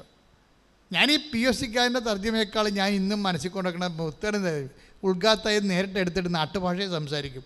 മടുപ്പ് കൂടാതെ പ്രാർത്ഥിക്കാൻ അവൻ അവരോട് ഇപ്പോൾ പറഞ്ഞു. അപ്പോൾ സ്വാഭാവികമാണ്, മനുഷ്യൻ്റെ അനുഭവമായിട്ട് ബന്ധമാണത്. പ്രാർത്ഥനയ്ക്ക് ഉള്ളിടത്തോളം മടുപ്പ് വേറെ എന്തിനുണ്ട്? വേറെ ഒന്നിനുമില്ല. ഈ ലോകത്ത് നമുക്ക് ഏറ്റവും കൂടുതൽ മടുപ്പുള്ള സംഭവം എന്താണ്? പ്രാർത്ഥനയാണ്. കഴിഞ്ഞ ദിവസങ്ങളിൽ അവൻ്റെ പേരെന്താ, ഇമ്മാനുവൽ ഇവിടെ ഒരു 22 വയസ്സാണ് പയ്യൻ വന്നിവിടെ. അപ്പം ഇമ്മാനുവൽ വന്ന് ഇമ്മാനുവലിൻ്റെ ചേച്ചി ഉടമ്പടി എടുത്തിട്ട് അവൾ ലിഫ്റ്റ് ചെയ്ത്, അമ്മയുടെ രൂപ അറിയാമല്ലോ, അമ്മ ഇങ്ങനെ പിടിച്ചോണ്ട് പോകുന്നത് ലിഫ്റ്റ് ചെയ്ത് കളയും. നടന്ന് കയറാൻ പറ്റാത്തവരാണ് പിള്ളേരെ നമ്മൾ എന്ത് ചെയ്യും? അമ്മമാർ ഇപ്പോൾ അമ്മയും കുഞ്ഞും കൂടി പള്ളിയിൽ പോയി, 2 വയസ്സുള്ള കൊച്ചും കൂടി പള്ളിയിൽ കൂടി പോയി, അല്ലെങ്കിൽ അവനത് പനിയാണ്, അത് നടന്നിട്ട് കയറണില്ല, അമ്മ എന്ത് ചെയ്യും? എടുക്കും. ഇത് തന്നെ നിന്നോട് അമ്മ ചെയ്യും. അവൻ്റെ ചേച്ചിയെ ലിഫ്റ്റ് ചെയ്ത് നടന്ന് വരികയാണെന്ന് മനസ്സിലായപ്പോൾ അമ്മ അരയിലെടുത്തുകൊണ്ട് ജർമ്മനി കൊണ്ടുപോയി. അപ്പോൾ ഇമ്മാനുവലിന് വിശ്വാസമായി, ഞാനും ഒരു പൊട്ടനാട് ജീവിക്കുകയാണ്, എനിക്ക് നടക്കാൻ പറ്റത്തില്ല, അതുകൊണ്ട് ഞാനും വന്ന് ഉടമ്പടി എടുക്കാമെന്ന് വിചാരിച്ചു. അപ്പോൾ ഒരു വീട്ടിൽ നിന്ന് 2 പേർക്ക് ഉടമ്പടി എടുക്കാൻ പറ്റുകയെന്ന് അറിയാമെങ്കിൽ ഇമ്മാനുവലിന് ഉടമ്പടി എടുക്കണം. ചേച്ചി പോയി രക്ഷപ്പെട്ട പോലെ എനിക്കും രക്ഷപ്പെട്ടത് പറഞ്ഞ് അവൻ ഇവിടെ വന്ന്, അപ്പോൾ ഇവിടെ വന്നപ്പോൾ ഒരു സ്ത്രീ സ്വരം വളരെ ഭവ്യവും സ്വർഗീയവുമായി, ഇമ്മാനുവൽ കയറി വരൂ. അവൻ ഞെട്ടിപ്പോയി. ഇമ്മാനുവേൽ കയറി വരൂ. അത്രയും കൊതിയോടുകൂടി കൃപാസനം മാതാവ് ആരോ ആണെന്ന് അവൻ ചിന്തിച്ചും ധ്യാനിച്ചും പ്രാർത്ഥിച്ചും ഈ അമ്മയുടെ സ്റ്റെപ്പ് ചവിട്ടിയപ്പോൾ അവൻ വിളിച്ചു ഇമ്മാനുവേൽ. അപ്പോൾ എൻ്റെ പേര് വിളിക്കാൻ ആരാണെന്ന് നോക്കിയിട്ട് അവന് പരിചയമുള്ള ആരും ഇവിടെ ഇല്ല. അതാണ്, അവന് പരിചയമുള്ള ആരുമില്ല, ബന്ധുക്കളിലെ സ്വന്തപ്പെട്ട കൂട്ടുകാർ ആരുമില്ല. ഇവിടെ വരുമ്പോൾ ഇമ്മാനുവേൽ കയറി വരൂ. അത് അമ്മ കൃപാസന അമ്മ ഒരു സാന്നിധ്യമാണ് ശരിക്കും പറഞ്ഞാൽ. അതൊരു ആശയമോ ഒരു തിരുസ്വരൂപമോ ഒന്നുമല്ല, അതൊരു സാന്നിധ്യമാണ്.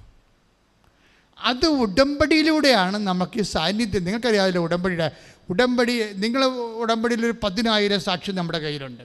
10,000 ഒന്നും അല്ല കേട്ടോ. ഈ സഭയിൽ ഇതുപോലെ സാക്ഷ്യമുള്ളൊരു പ്രയർ ഇല്ല. അത് നിങ്ങൾക്കറിയാം. എന്തുമാത്രം വെബ്സൈറ്റിൽ നിങ്ങൾക്ക് പരിചയമുള്ളതാണ്. നമുക്ക് ഒരു ദിവസം തന്നെ 25 സാക്ഷ്യം അപ്പ് ചെയ്യാൻ പറ്റിയ സാക്ഷ്യമുണ്ട്. ഈ 25 സാക്ഷ്യം അപ്പ് ചെയ്യാൻ പറ്റി.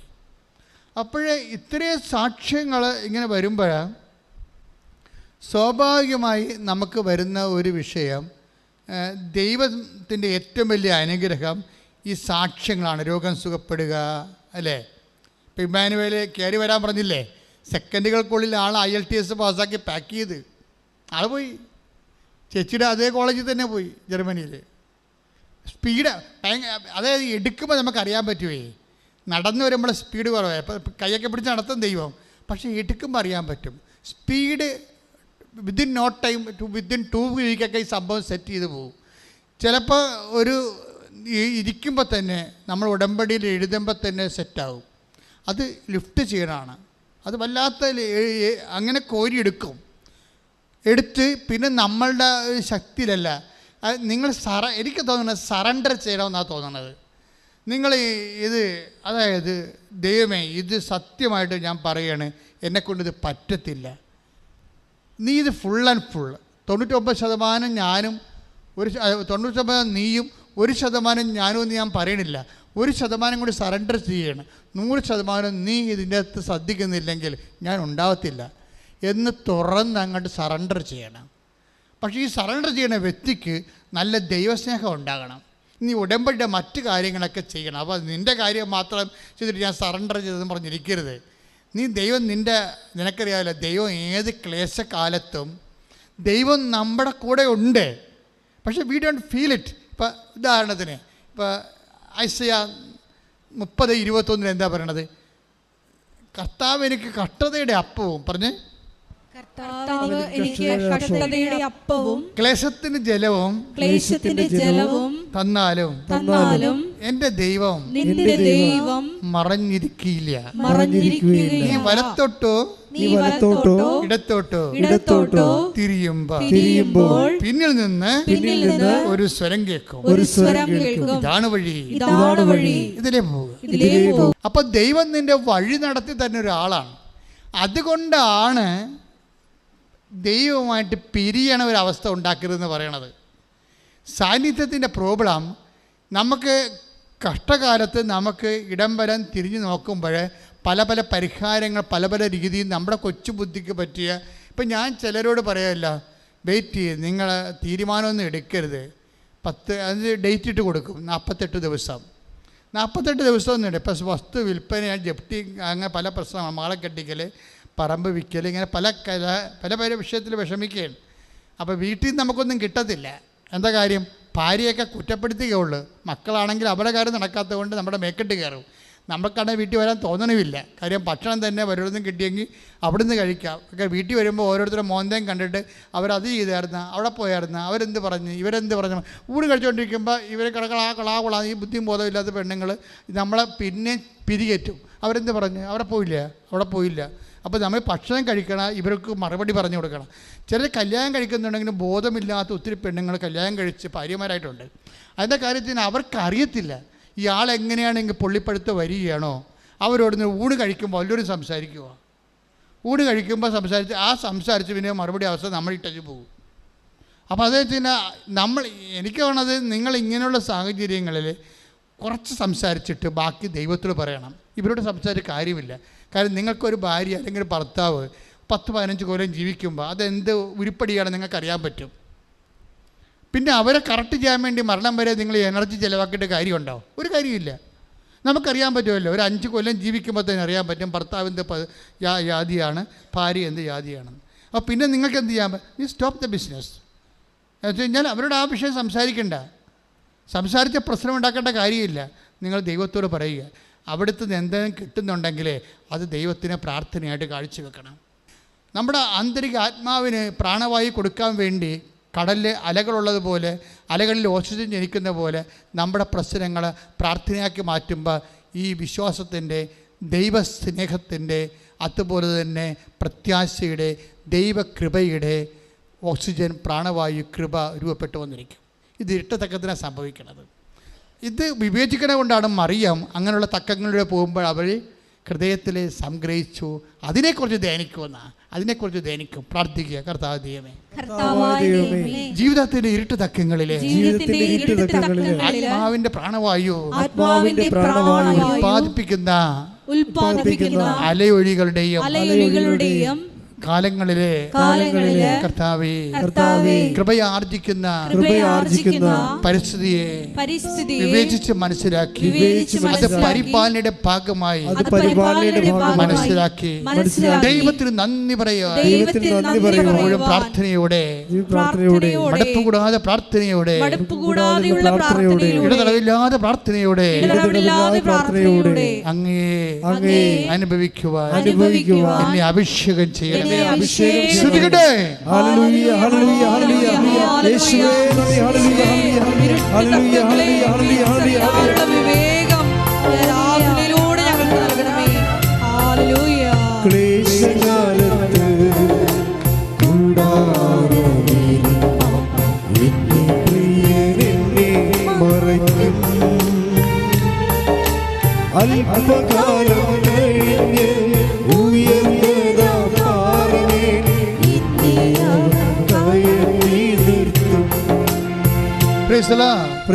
എൻ്റെ മക്കളെ, ഇപ്പോഴും നമ്മൾ കേട്ടുകൊണ്ടിരിക്കുന്ന സംഭവം, എല്ലാത്തിനും മാനുഷിക പരിഹാരമുണ്ട്, ദൈവിക പരിഹാരമുണ്ട്. അപ്പം നീ വലത്തോട്ടോ ഇടത്തോട്ടോ തിരിയുമ്പോൾ പിന്നിൽ നിന്ന് ഒരു സ്വരം കേൾക്കും.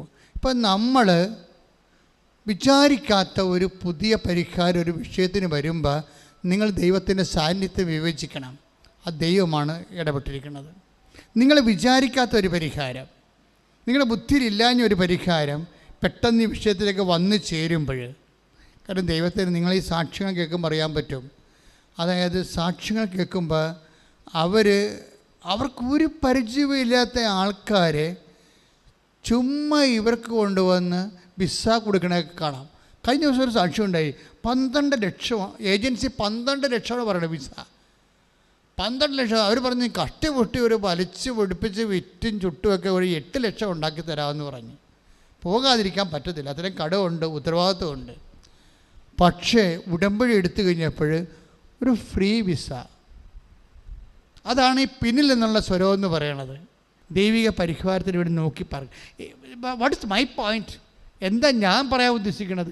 നിങ്ങൾ ഈ ദൈവിക പരിഹാരം ഒരു പരിപാലനയുടെ പരിഹാരം ഉണ്ടാകുന്നതിന് മുമ്പ് നിങ്ങളും ദൈവമായിട്ട് നല്ല റിലേഷൻ ഉണ്ടാക്കിയെടുക്കണം. റിലേഷനാണ് പ്രധാനപ്പെട്ട കാര്യം. അത് നിങ്ങൾ ഉണ്ടാക്കണം. അതൊരു പ്രശ്നാധിഷ്ഠിതമായ റിലേഷൻ ആകരുത്. കാരണം ദൈവത്തെ നിങ്ങളെ അറിയാം. നിങ്ങൾ ഈ പ്രശ്നം കഴിഞ്ഞാൽ പിന്നെ ദൈവത്തിന് തിരിഞ്ഞു നോക്കത്തില്ലെന്നറിയാം. അത് റെക്ടിഫൈഡ് ചെയ്യണം. നിങ്ങൾക്ക് ദൈവമായിട്ട് ആ റിലേഷൻ വരാൻ പോകുന്ന ഡാമേജുകൾ ആദ്യമേ കയറി റെക്ടിഫൈ ചെയ്യണം. എന്ന് വെച്ച് കഴിഞ്ഞാൽ ചിലരുടെ സ്വഭാവം ഉണ്ടല്ല, പ്രശ്നങ്ങളുണ്ടെങ്കിൽ മാത്രമേ പ്രാർത്ഥനയുള്ളൂ, അല്ലെങ്കിൽ അവർ ടി വിയും കണ്ട മൊബൈലും കണ്ട കോമഡിയും കണ്ട് ഇളിച്ചൊക്കെ അങ്ങനെ ഇരുന്നുള്ളൂ, ഒരു പ്രശ്നമില്ല. ഭക്ഷണം കഴിച്ച് മറിക്കിടന്ന് ഉറങ്ങും. അപ്പം നിങ്ങൾ ദൈവത്തിന് അറിയാം, പ്രശ്നം ഉണ്ടെങ്കിൽ മാത്രമേ അവൻ ദൈവത്തിന് മുമ്പിൽ വരത്തുള്ളൂ. ഇനി പ്രശ്നകാലം കഴിയുമ്പോൾ അവൻ പഴയ അവൻ്റെ വഴിയിൽ കഴിക്കും, ചുമ്മാ പിന്നെ പോകുന്നത്.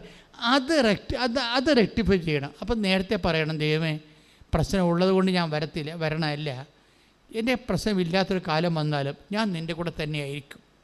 അതൊരു നിലപാടാണ് ശരിക്കും. ഞാൻ ഈ പ്രശ്നം ഉള്ളതുകൊണ്ടാണ് ഇപ്പോൾ വന്നത്, ഞാൻ സമ്മതിച്ചു. പക്ഷേ എനിക്ക് പ്രശ്നമില്ലാത്തൊരു കാലം തന്നാലും ഞാൻ നിൻ്റെ കൂടെ തന്നെയായിരിക്കും. ഇത് പ്രാർത്ഥിച്ച ദൈവമേ, ദൈവമേ, ഇപ്പോൾ പ്രശ്നമുള്ളത് കൊണ്ടാണ് ഇപ്പോൾ പ്രശ്നമുള്ളതുകൊണ്ടാണ് ഞാൻ നിന്നെ ആശ്രയിക്കുന്നത്. ഞാൻ നിന്നെ ആശ്രയിക്കുന്നത്. പക്ഷേ എനിക്ക് പ്രശ്നമില്ലാത്തൊരു കാലം തന്നാലും എനിക്ക് പ്രശ്നമില്ലാത്തൊരു കാലം തന്നാലും ഇതിനേക്കാൾ തീഷ്ണമായി ഇതിനേക്കാൾ തീക്ഷ്ണമായി ഞാൻ നിന്റെ വഴികളിലെ ഞാൻ നിന്റെ വഴികളിൽ സഞ്ചരിച്ചിരിക്കാം. സഞ്ചരിച്ചിരിക്കും. Praise the Lord. Praise the Lord. ഇത് ഇതാണ് ഞാൻ ലൂപ്പുകൾ, ഇത് അടക്കണം. കാര്യം ദൈവത്തിനുള്ള കുഴപ്പം വെച്ച് കഴിഞ്ഞാൽ എല്ലാം അറിയാമല്ലോ, വരാൻ പോകുന്ന എല്ലാം അറിയാവുന്ന കാരണം നേരത്തെ തന്നെ. അതുകൊണ്ടാണ് ചില ആൾക്കാർക്ക് ഉടമ്പടി താമസിക്കുന്നതിൻ്റെ കാരണം അവർ ഉടമ്പടിയിലല്ല. ഉടമ്പടിക്ക് അങ്ങനെ ഒരു കുഴപ്പമുണ്ട്, ഉടമ്പടി സെറ്റാകത്തില്ല.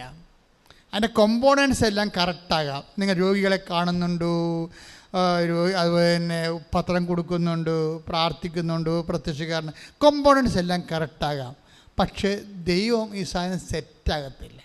സെറ്റാകാത്ത കാരണം ഈ ഒരു കാലം കഴിഞ്ഞാൽ നിൻ്റെ വഴിയെ പോകുമെന്ന് ദൈവത്തിന് അറിയാം. അങ്ങനെ ഒരു റിലേഷൻ നമുക്ക് ദൈവമായിട്ട് ടെമ്പററി റിലേഷൻസ് സാധ്യമല്ല. നിങ്ങൾക്ക് വേറെ ആരുമായിട്ട് വേണമെങ്കിലും ഒരു താൽക്കാലിക റിലേഷൻസ് ഓക്കെയാണ്, പക്ഷേ ദൈവമായിട്ട് ഒരു താൽക്കാലിക റിലേഷൻസ് ഓക്കെയല്ല. കാര്യം ദൈവത്തിൻ്റെ റിലേഷൻസ് എല്ലാം I will be with you unto the last എന്ന് പറയുമ്പോൾ നമ്മളെന്താ ഉദ്ദേശിക്കേണ്ടത്? You must be also with me unto the last. Clear അല്ലേ? അല്ലേ? അപ്പോൾ take the word of God, I will be with you unto the last. ശ്രുതിക്കട്ടെ. ഹല്ലേലൂയ, ഹല്ലേലൂയ, ഹല്ലേലൂയ. യേശുവേ നന്ദി, യേശുവേ സ്തുതി. ഹല്ലേലൂയ, ഹല്ലേലൂയ, ഹല്ലേലൂയ, ഹല്ലേലൂയ, ഹല്ലേലൂയ. യേശുവേ ആരാധന, ആരാധന, ആരാധന, ആരാധന. മത്തായി 28:20. മത്തായി 28:20. യുഗാന്തം വരെ, യുഗാന്ത്യം വരെ, യുഗാന്ത്യം വരെ എന്നും ഞാൻ നിങ്ങളോട് കൂടെ ഉണ്ടായിരിക്കും. അപ്പോൾ ദൈവത്തിൻ്റെ ഒരു മോഡ് ഓഫ് റിലേഷൻ അതാണ്. എന്താണ്? അന്ത്യം വരെയാണ്. ടെമ്പററി റിലേഷൻസ് ഇല്ല. അപ്പം നമ്മൾ ബുദ്ധിയുള്ള മനുഷ്യർ എന്ത് ചെയ്യണം? ദൈവം പ്രീസപ്പോസ് ചെയ്യുന്നുണ്ട്. എന്താണ്? Likewise I also presuppose that you will be with me unto the last. അതായത് എന്നെപ്പോലെ നീയും അന്ത്യം വരെ എൻ്റെ കൂടെ ഉണ്ടാകുമെന്ന് ഞാൻ ധരിക്കുന്നു. ഇടേ വിഷയം. അതുകൊണ്ട് തന്നെ ദൈവമായ റിലേഷൻസ് ഒരു ശാശ്വത റിലേഷൻസ് ആക്കി മാറ്റാൻ നോക്കണം. കാര്യം ഈ സാന്നിധ്യം ശാശ്വതമായിട്ടാണ് പോണത്. Take the word of God. സാന്നിധ്യം സന്തോഷവും തമ്മിൽ ബന്ധമുണ്ട്. സങ്കീർത്തനം 16:8 മുതൽ 11 വരെ. കർത്താവ് എപ്പോഴും എൻ്റെ കൺമുമ്പിലുണ്ട്. ക്ലിയർ പറഞ്ഞ. കർത്താവ് എപ്പോഴും എൻ്റെ കൺമുമ്പിൽ ഉണ്ട്. അവിടുന്ന് എൻ്റെ വലതുഭാഗത്തുള്ളത് കൊണ്ട് ഞാൻ കുലുങ്ങുകയില്ല. അതിനാൽ എൻ്റെ ഹൃദയം സന്തോഷിക്കുകയും അന്തരംഗം ആനന്ദം കൊള്ളുകയും ചെയ്യുന്നു.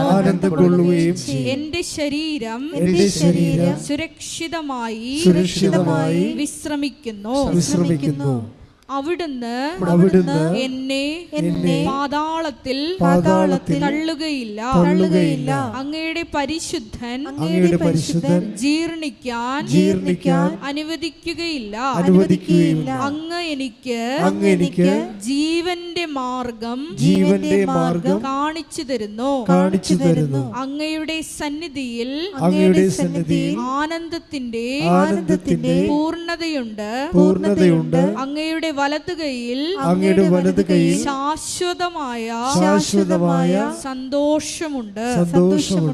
ഇന്ന് പ്രോബ്ലം വെച്ച് കഴിഞ്ഞാൽ ഈ സങ്കീർത്തനം വായിക്കൊക്കെ മനസ്സിലാകണത് ഈ സന്തോഷം ദൈവം നൽകുന്നത് ശാശ്വതമായ സന്തോഷത്തെയാണ് ദൈവം ഉന്നം വെക്കണത്, ടെമ്പററി അല്ല. ഇപ്പോൾ ഒരു ബിയർ അടിക്കുമ്പോൾ ഉണ്ടാകുന്ന കിക്കും അത് കഴിഞ്ഞ് ആ കിക്ക് കഴിഞ്ഞിട്ട് നിങ്ങൾ നല്ല ബോധ്യം ബോധം വരുമ്പോൾ കൂളായിട്ടിരിക്കണില്ലേ? ചില ആൾക്കാർ പിന്നെയും പോയി അടിക്കും. അങ്ങനെ ഉള്ള കൊച്ചു സന്തോഷം, കൊച്ചു കിക്കല്ല സംഭവം. ദൈവവുമായിട്ടുള്ള റിലേഷൻസ് ശാശ്വതമാണ്. അത് എവിടെ നിന്നാണ് വരുന്നത്? സാന്നിധ്യത്തിൽ നിന്നാണ് വരുന്നത്. ശാശ്വതമായ സാന്നിധ്യത്തിൻ്റെ സമ്പൂർണ്ണ ബലമെന്ന് പറയണത് ആ സന്തോഷമാണ് ശരിക്കും പറഞ്ഞാൽ. അപ്പം നമ്മുടെ സന്തോഷത്തിൻ്റെ അവിടെ അങ്ങനെ ഒരു ബൈബിൾ അങ്ങനെ വചനമുണ്ട് അല്ലേ? 16:11 എന്താ പറയണത്? അതായത് അങ്ങയുടെ തിരുസന്നിധി സന്തോഷത്തിൻ്റെ പൂർണ്ണതയുണ്ട്. സന്തോഷത്തിൻ്റെ പൂർണ്ണത എങ്ങനെയാണ്? നീ എൻ്റെ വലതുവശത്തുണ്ട്, നീ എൻ്റെ കൺമുമ്പിലുണ്ട്. എന്താണ്? സാന്നിധ്യമാണ്. സാന്നിധ്യമാണ് സന്തോഷത്തിൻ്റെ പൂർണ്ണത. ഒന്ന് പറഞ്ഞേ. സാന്നിധ്യമാണ് സന്തോഷത്തിന്റെ പൂർണ്ണത. ഉടമ്പടി എന്ന് പറയുന്നത് ഒരു പൂർണ്ണതയുടെ പ്രാർത്ഥനയാണ്. എന്താ കാര്യം? അതൊരു നെറ്റിഫെറ്റ് സാന്നിധ്യമാണ്. നിങ്ങൾ പറയുന്ന IELTS പാസ്സായി, ജർമ്മനിയിൽ പോയി, വസ്തു വിറ്റു, വഴി കിട്ടി എന്നൊക്കെ പറഞ്ഞത് തന്നെയില്ല. അങ്ങനെ കൊച്ചു കൊച്ചു പരിപാടികളൊന്നുമില്ല. അതൊക്കെ വലിയ പരിപാടി, നിങ്ങളെ സംബന്ധിച്ചിടത്തോളം വലിയ പരിപാടി തന്നെയായിരിക്കും. പക്ഷേ ദൈവം ഉദ്ദേശിക്കുമ്പോഴേ അതിൽ നിന്ന് ലഭിക്കുന്നതിനേക്കാളും ഇപ്പം നിങ്ങൾക്ക് എന്തുമാത്രം ദൈവാനുഗ്രഹങ്ങൾ കിട്ടിയിരിക്കുന്നത്. അന്നൊക്കെ നിങ്ങൾക്ക് നല്ല സന്തോഷം ഉണ്ടായിരുന്നു. ഇപ്പം ഏതാണ് ദൈവാനുഗ്രഹം കിട്ടിയത്, എന്തിനാണ് സന്തോഷം ഉണ്ടായത് പോലും ഇപ്പോൾ ഓർക്കണില്ല. സന്തോഷം പോലും മറന്നുപോയി. ശാശ്വതമായ സന്തോഷം സാന്നിധ്യത്തിൽ നിന്നുണ്ടാകുന്നതാണ്, ശാശ്വതമായ. അതുകൊണ്ട് ഉടമ്പടിയിലൂടെയാണ് ദൈവം ശാശ്വതമായ സന്തോഷം സാന്നിധ്യം വാഗ്ദാനം ചെയ്യണത്. ഇപ്പോൾ ഉടമ്പടി നിങ്ങൾ വസ്തു വിൽക്കണമെന്നും പറഞ്ഞാൽ IELTS പാസ്സാകണമെന്ന് പറഞ്ഞാൽ എഴുതുന്നത്. പക്ഷേ ദൈവം ഉദ്ദേശിക്കുന്നത് സാന്നിധ്യമാണ്. അപ്പോൾ നിങ്ങൾ സാന്നിധ്യത്തിന് വേണ്ടിയാണ് പ്രൈമറി ആയിട്ട് നിങ്ങൾ ദൈവതിരുസിനെ വെക്കുന്നുണ്ടെങ്കിൽ ദൈവം പറയും, ഇപ്പോഴും നീ ഗോട്ട് ദ പോയിന്റ്, ഇപ്പം നിങ്ങൾ കറക്റ്റ് കാര്യങ്ങൾ ചെയ്തെന്ന് പറയും. എന്താ കാര്യം? സാന്നിധ്യമാണ് ദൈവം ഉദ്ദേശിക്കുന്നത്. നമ്മുടെ മറ്റ് കല്യാണം നടക്കുക, കുഞ്ഞുങ്ങളുണ്ടാവുക, പഠനത്തിൽ ജയിക്കുക എന്നുള്ളതെല്ലാം ടെമ്പററി സംഭവമാണ്. ദൈവം അതിനേക്കാൾ വലുതാണ് ഉദ്ദേശിക്കുന്നത്. എന്താണ് ഉദ്ദേശിക്കുന്നത്? സാന്നിധ്യമാണ്. അപ്പോൾ ഈ സാന്നിധ്യത്തിന് വേണ്ടിയാണ് നിങ്ങൾ ക്രേവ് ചെയ്യേണ്ടത്. ഒന്ന് പ്രാർത്ഥിച്ചേ. കർത്താവേ, ഉടമ്പടി വഴി അങ്ങ് വാഗ്ദാനം ചെയ്യുന്ന ഏറ്റവും വലിയ വാഗ്ദാനമായ അങ്ങയുടെ സാന്നിധ്യത്തിനായി ഞാൻ കൊതിക്കുന്നു. കർത്താവേ, നിന്റെ സാന്നിധ്യത്തിൽ ശാശ്വതമായി അനുഭവിച്ചുകൊണ്ട് സമ്പൂർണ്ണ സന്തോഷം അനുഭവിക്കുവാൻ എന്നെ അഭിഷേകം ചെയ്യണം. ശ്രദ്ധിക്കട്ടെ.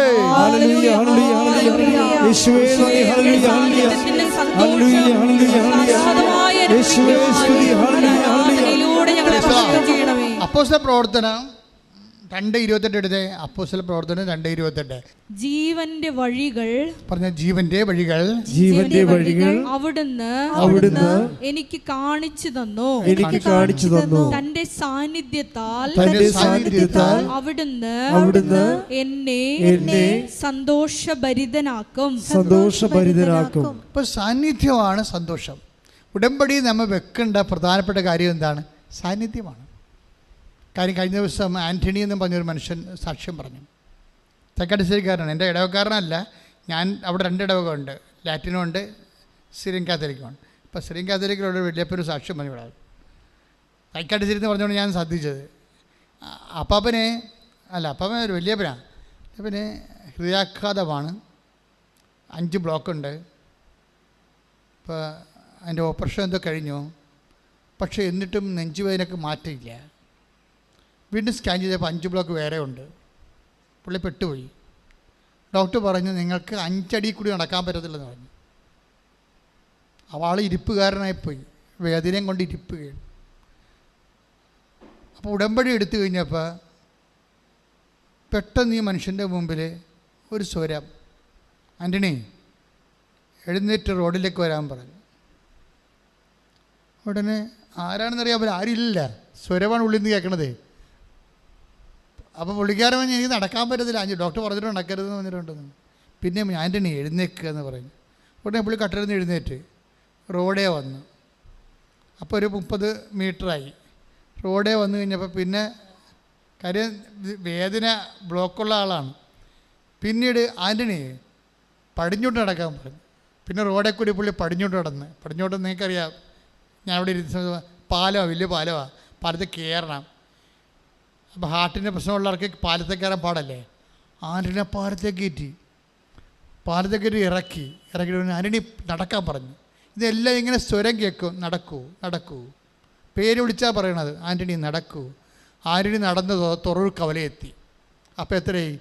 5 കിലോമീറ്ററായി. വീട്ടിൽ നിന്ന് 5 കിലോമീറ്റർ. 5 അടി പോരാൻ പറ്റാത്ത ആളെ പേര് പറഞ്ഞ് അവിടെ നിന്ന് വിളിച്ചെഴുന്നേൽപ്പിച്ചിട്ട് 5 കിലോമീറ്റർ നടത്തി തിരിച്ചു കൊണ്ടുവന്നാക്കി. ശ്രുതികട ഹല്ലേലൂയ, ഹല്ലേലൂയ, ഹല്ലേലൂയ. ഹല്ലേലൂയ. ഇത് ഉടമ്പടിക്കേ പറ്റത്തുള്ളൂ. കാര്യം എന്താണ്? ഈ ഉടമ്പടി മാത്രമേ പാക്കേജ് ഉള്ളൂ. എന്താണ്? ഞാൻ നിൻ്റെ കൂടെ, I will come with you wherever you go, അല്ലേ? നമ്മൾ ജോഷുവ 1:9 വായിക്കണില്ലേ? വായിച്ച് ജോഷുവ 1:9. നിന്റെ ദൈവമായ കർത്താവ്, പറഞ്ഞ നിന്റെ ദൈവമായ കർത്താവ്, നിന്റെ ദൈവമായ കർത്താവ്, നിന്റെ ദൈവമായ കർത്താവ് നീ പോകുന്നിടത്തെല്ലാം നിന്നോട് കൂടെ ഉണ്ടായിരിക്കും. നിന്നോട് കൂടെ ഉണ്ടായിരിക്കും. കൈയടിച്ച് കർത്താവ് ശ്രദ്ധിക്കട്ടെ. ഹല്ലേലൂയ, ഹല്ലേലൂയ, ഹല്ലേലൂയ. ഇതുപോലൊരു വചനമാണ് മോസസിനോട് പറഞ്ഞിരിക്കുന്നത്. അതെല്ലാം ഉടമ്പടിയുടെ ആണി വചനങ്ങളാണ്. 33:14 പുറപ്പാട് പുസ്തകം. ശ്രദ്ധിക്കട്ടെ. ഹല്ലേലൂയ, ഹല്ലേലൂയ, ഹല്ലേലൂയ, ഹല്ലേലൂയ. യേശുവേ നന്ദി. ഹല്ലേലൂയ. പുറപ്പാട് 33:14. കർത്താവ് പറഞ്ഞു, ഞാൻ തന്നെ നിന്നോട് കൂടെ വരികയും നിനക്ക് ആശ്വാസം നൽകുകയും ചെയ്യും. നിനക്ക് ആശ്വാസം നൽകുകയും ചെയ്യും. ആശ്വാസം മാത്രമല്ലേ, ധൈര്യം നൽകും. എല്ലാ തരത്തിലും സന്ധിക്കും. അതായത് എൻ്റെ മക്കൾ, എന്തിനാ ഞാൻ ഇങ്ങനെ പറയണമെന്ന് വെച്ച് കഴിഞ്ഞാൽ, ഇപ്പോഴും ആൾക്കാർ ഉടമ്പടിയുടെ യഥാർത്ഥ കേന്ദ്രത്തിൽ ചെന്നിട്ടില്ല. ഇന്ത്യ വരെ, ആഗ്ര വരെ ചെന്നിട്ട് താജ്മഹലും കണ്ട് പോകുന്ന പോലെയാണ് പല ആൾക്കാരും ചെയ്യുന്നത്. അപ്പുറത്ത് ഡൽഹി ഉണ്ടല്ലോ, തലസ്ഥാനത്ത് പോയിട്ടില്ല ആൾക്കാർ എന്ന് പറഞ്ഞ പോലെയാണ് സംഭവം.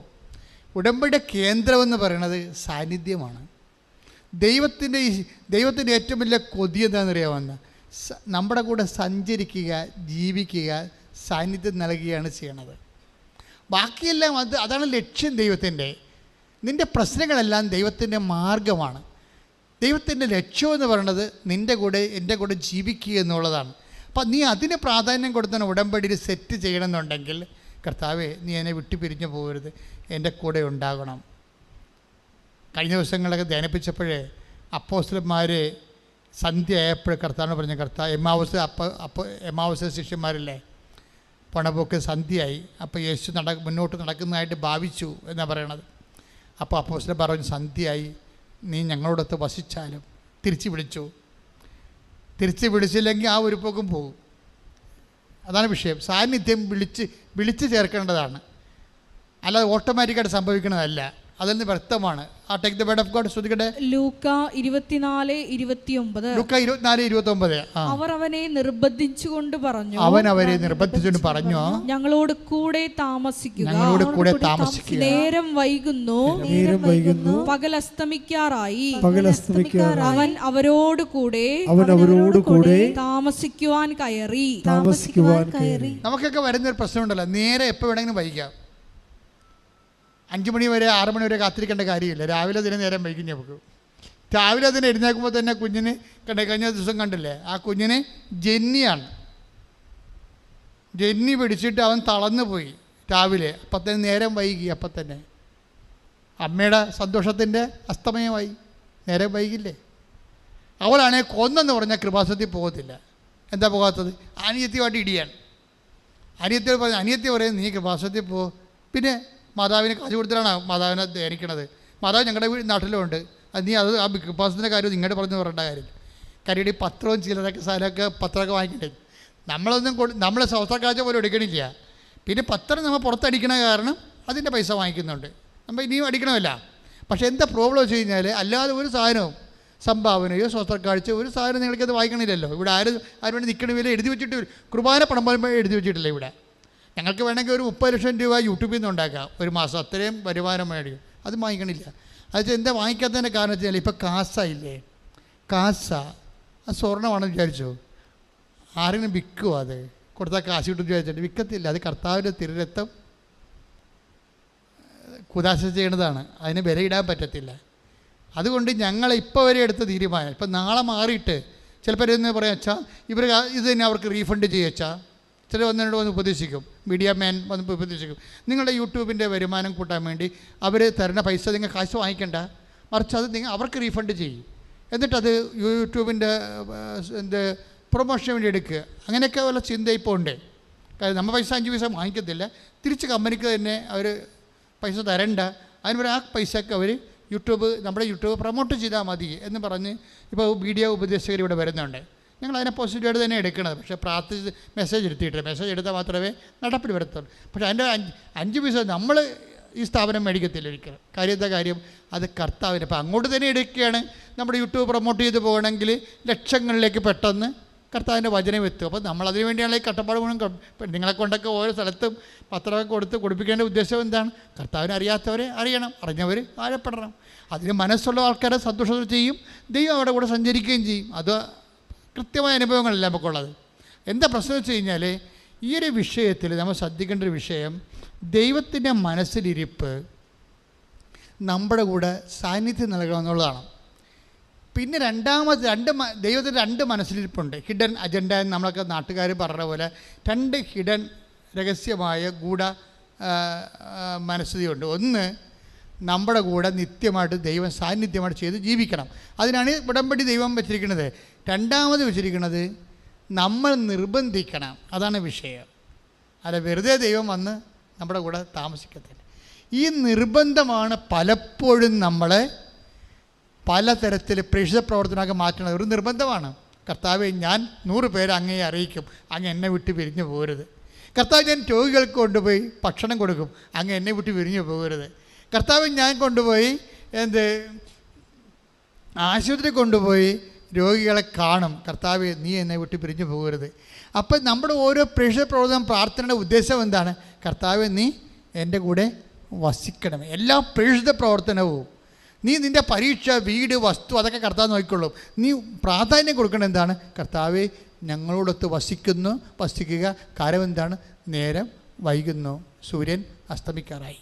ഓരോ നിമിഷവും അസ്തമയം വരുമ്പോൾ കർത്താവിനെ വിളിക്കാൻ കാലമായെന്ന് ചിന്തിച്ചിട്ട് അത് വെറുതെ വിളിച്ചോണ്ടിരിക്കാൻ പറ്റത്തില്ല. അതിന് പകരം നമ്മൾ പ്രവർത്തിച്ച് പ്രേക്ഷിത പ്രവർത്തനങ്ങളിലൂടെ കർത്താവിനെ നിർബന്ധിക്കുകയാണ്. എന്തിനാണ്? നമ്മുടെ കൂടെ വസിക്കാൻ. കാര്യം ഉടമ്പടിയുടെ ആത്യന്തികമായ ലക്ഷ്യം എന്താണ്? സാന്നിധ്യം. പ്രാർത്ഥിക്കുക, കർത്താവേ ഉടമ്പടിയുടെ ഏറ്റവും വലിയ ദൈവിക ലക്ഷ്യമായ ദൈവ സാന്നിധ്യത്തിലെ ജീവിക്കാൻ വേണ്ടി എന്റെ പ്രാർത്ഥനാ ജീവിതത്തെ, പ്രേക്ഷിത പ്രവർത്തനങ്ങളെ, ഉടമ്പടി ജീവിത രീതി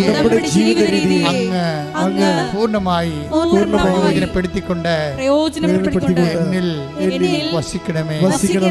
എന്റെ സഹസഞ്ചാരിയായി കൂടെ നടക്കണമേ. നിത്യത വരെ. ശ്രദ്ധിക്കട്ടെ. ഹല്ലേലൂയ, ഹല്ലേലൂയ, ഹല്ലേലൂയ. യേശുവേ നന്ദി, ഹല്ലേലൂയ. കൂടെ വസിക്കണമേ നാഥാ, കൂടെ വസിക്കണമേ. ഒരുമിച്ച് പാടുക എല്ലാവരും. നാഥാ, കൂടെ വസിക്കണമേ നാഥാ, കൂടെ വസിക്കണമേ. എല്ലാവരും എഴുന്നേൽക്കുക. ഓരോ രോഗങ്ങളും പീഡകളും എല്ലാം അച്ഛൻ പ്രാർത്ഥിക്കുമ്പോൾ മക്കൾ ഇതുപോലെ പാട്ട് പാടണം. പ്രാർത്ഥന പാട്ടായിട്ട് നാഥാ കൂടെ വസിക്കണമേ, നാഥാ സമയം വൈകുന്നു, നാഥാ സൂര്യൻ മായുന്നു, നാഥാ സമയം വൈകുന്നു, നാഥാ സൂര്യൻ മായുന്നു, നാഥാ കൂടെ വസിക്കണമേ. ഒരുമിച്ച് പാടുക. നാഥാ കൂടെ വസിക്കണമേ നാഥാ, നേരമിരുളുന്നു നാഥാ, കൂടെ വസിക്കണമേ സൂര്യൻ മായുന്നു. സൂര്യൻ മായുന്നു. ശ്രദ്ധിക്കട്ടെ. ഹല്ലേലൂയ. കൂടെ വസിക്കണമേ നാഥാ, സൂര്യൻ മായുന്നു നാഥാ, കൂടെ വസിക്കണമേ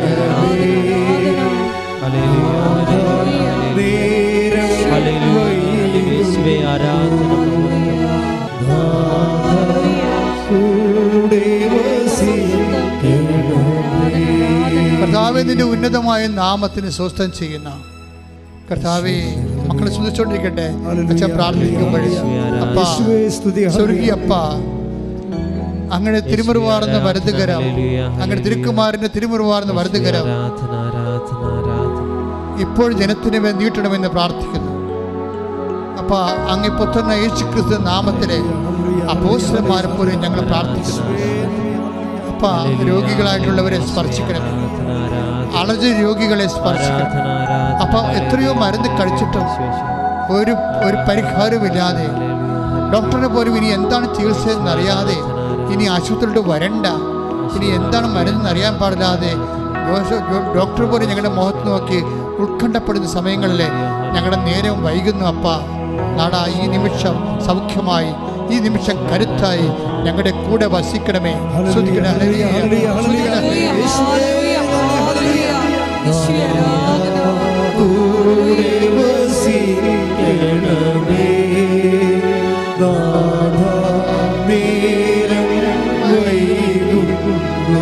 അതാ കൂടെ വസിക്കണമേ.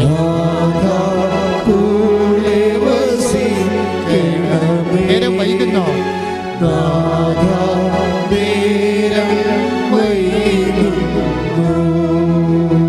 അതാ കൂടെ വസിക്കണമേ.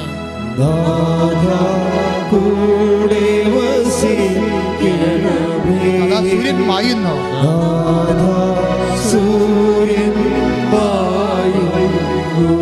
ശ്രദ്ധിക്കട്ടെ. ഹല്ലേലൂയ.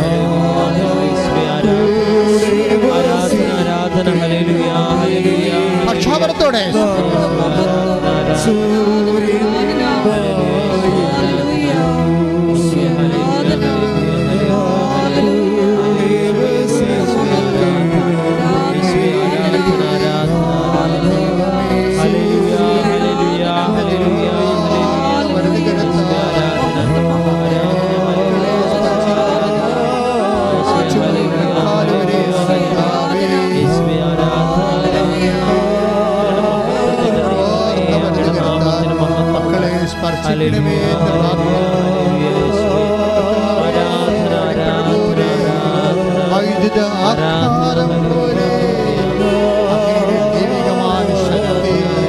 ഓരോ രോഗികളുടെ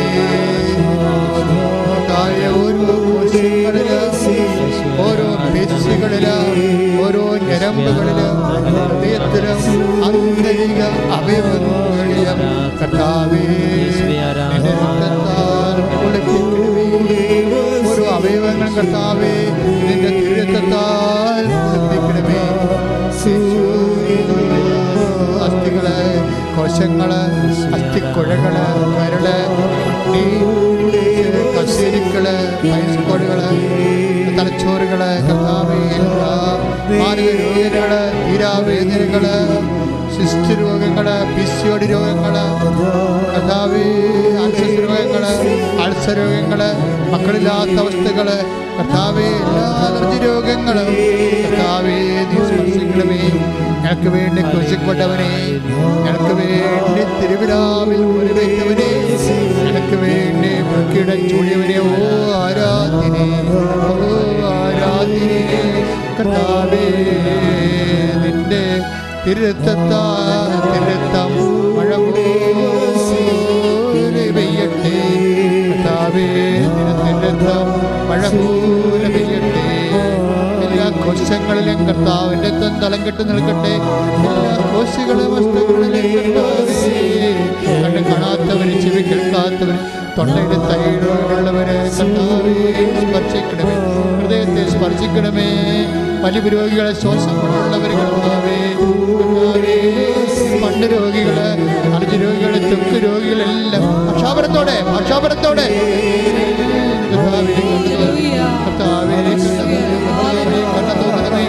അങ്ങനെ തിരുവിലാവിലെ മുറിവിനോ കുമാരന്റെ ഉന്നതമായ നാമത്തിൽ പ്രാർത്ഥിക്കുന്ന പൈശാചിക പീഡകള്, കുടുംബത്തിന്റെ ദോഷങ്ങള്, ജോലിയില്ലാത്ത അവസ്ഥകള്, വിവാഹമൊത്തവരാത്ത അവസ്ഥകള്, മക്കളില്ലാത്ത അവസ്ഥകള്, സാമ്പത്തിക തകർച്ചകള്, കടഭാരങ്ങളുള്ളവര്, കുടുംബത്തിൽ സമാധാനമില്ലാത്തവര്, എങ്ങനെ ഉണരണമെന്ന് ആഗ്രഹിക്കാത്തവര്, അങ്ങനെ ഉണർച്ച വന്നില്ലെങ്കിൽ നന്നായിരുന്നു ചിന്തിക്കുന്നവര്, ആത്മഹത്യയെക്കുറിച്ച് പോലും ചിന്തിക്കുന്ന, മനസ്സിടിഞ്ഞു പോയ മക്കള്, മനസ്സിൽ പറന്നുപോയ മക്കളുടെ മേൽ കർത്താവേ ജീവിതം എന്തിനു വേണ്ടിയാണെന്ന്, എന്തിനു വേണ്ടി ജീവിക്കണമെന്ന് പറഞ്ഞാൽ നിരാശയും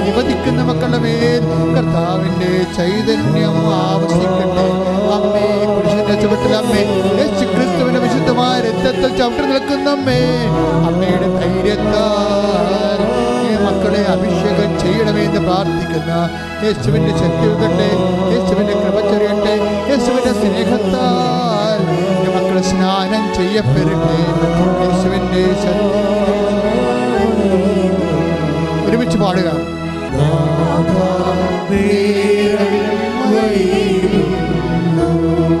സൂര്യൻ താഴുന്ന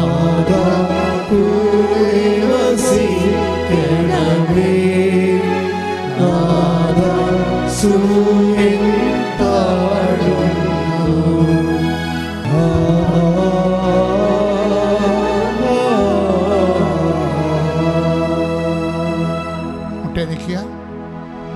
സമാപനാശീർവാദം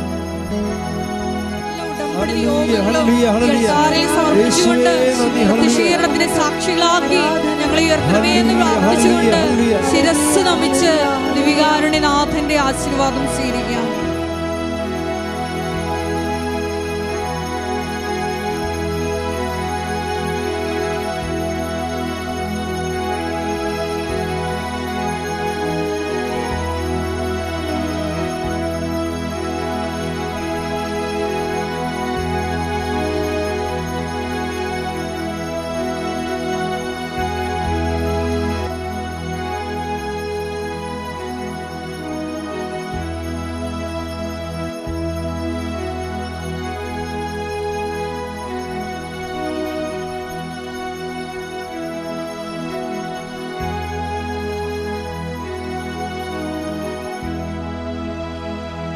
പരിശുദ്ധ പരമമാ ദിവ്യകാരുണ്യമേ, എന്നും എന്നും അങ്ങേയ്ക്കാരാധന. പരിശുദ്ധ പരമമാ ദിവ്യകാരുണ്യമേ, എന്നും എന്നും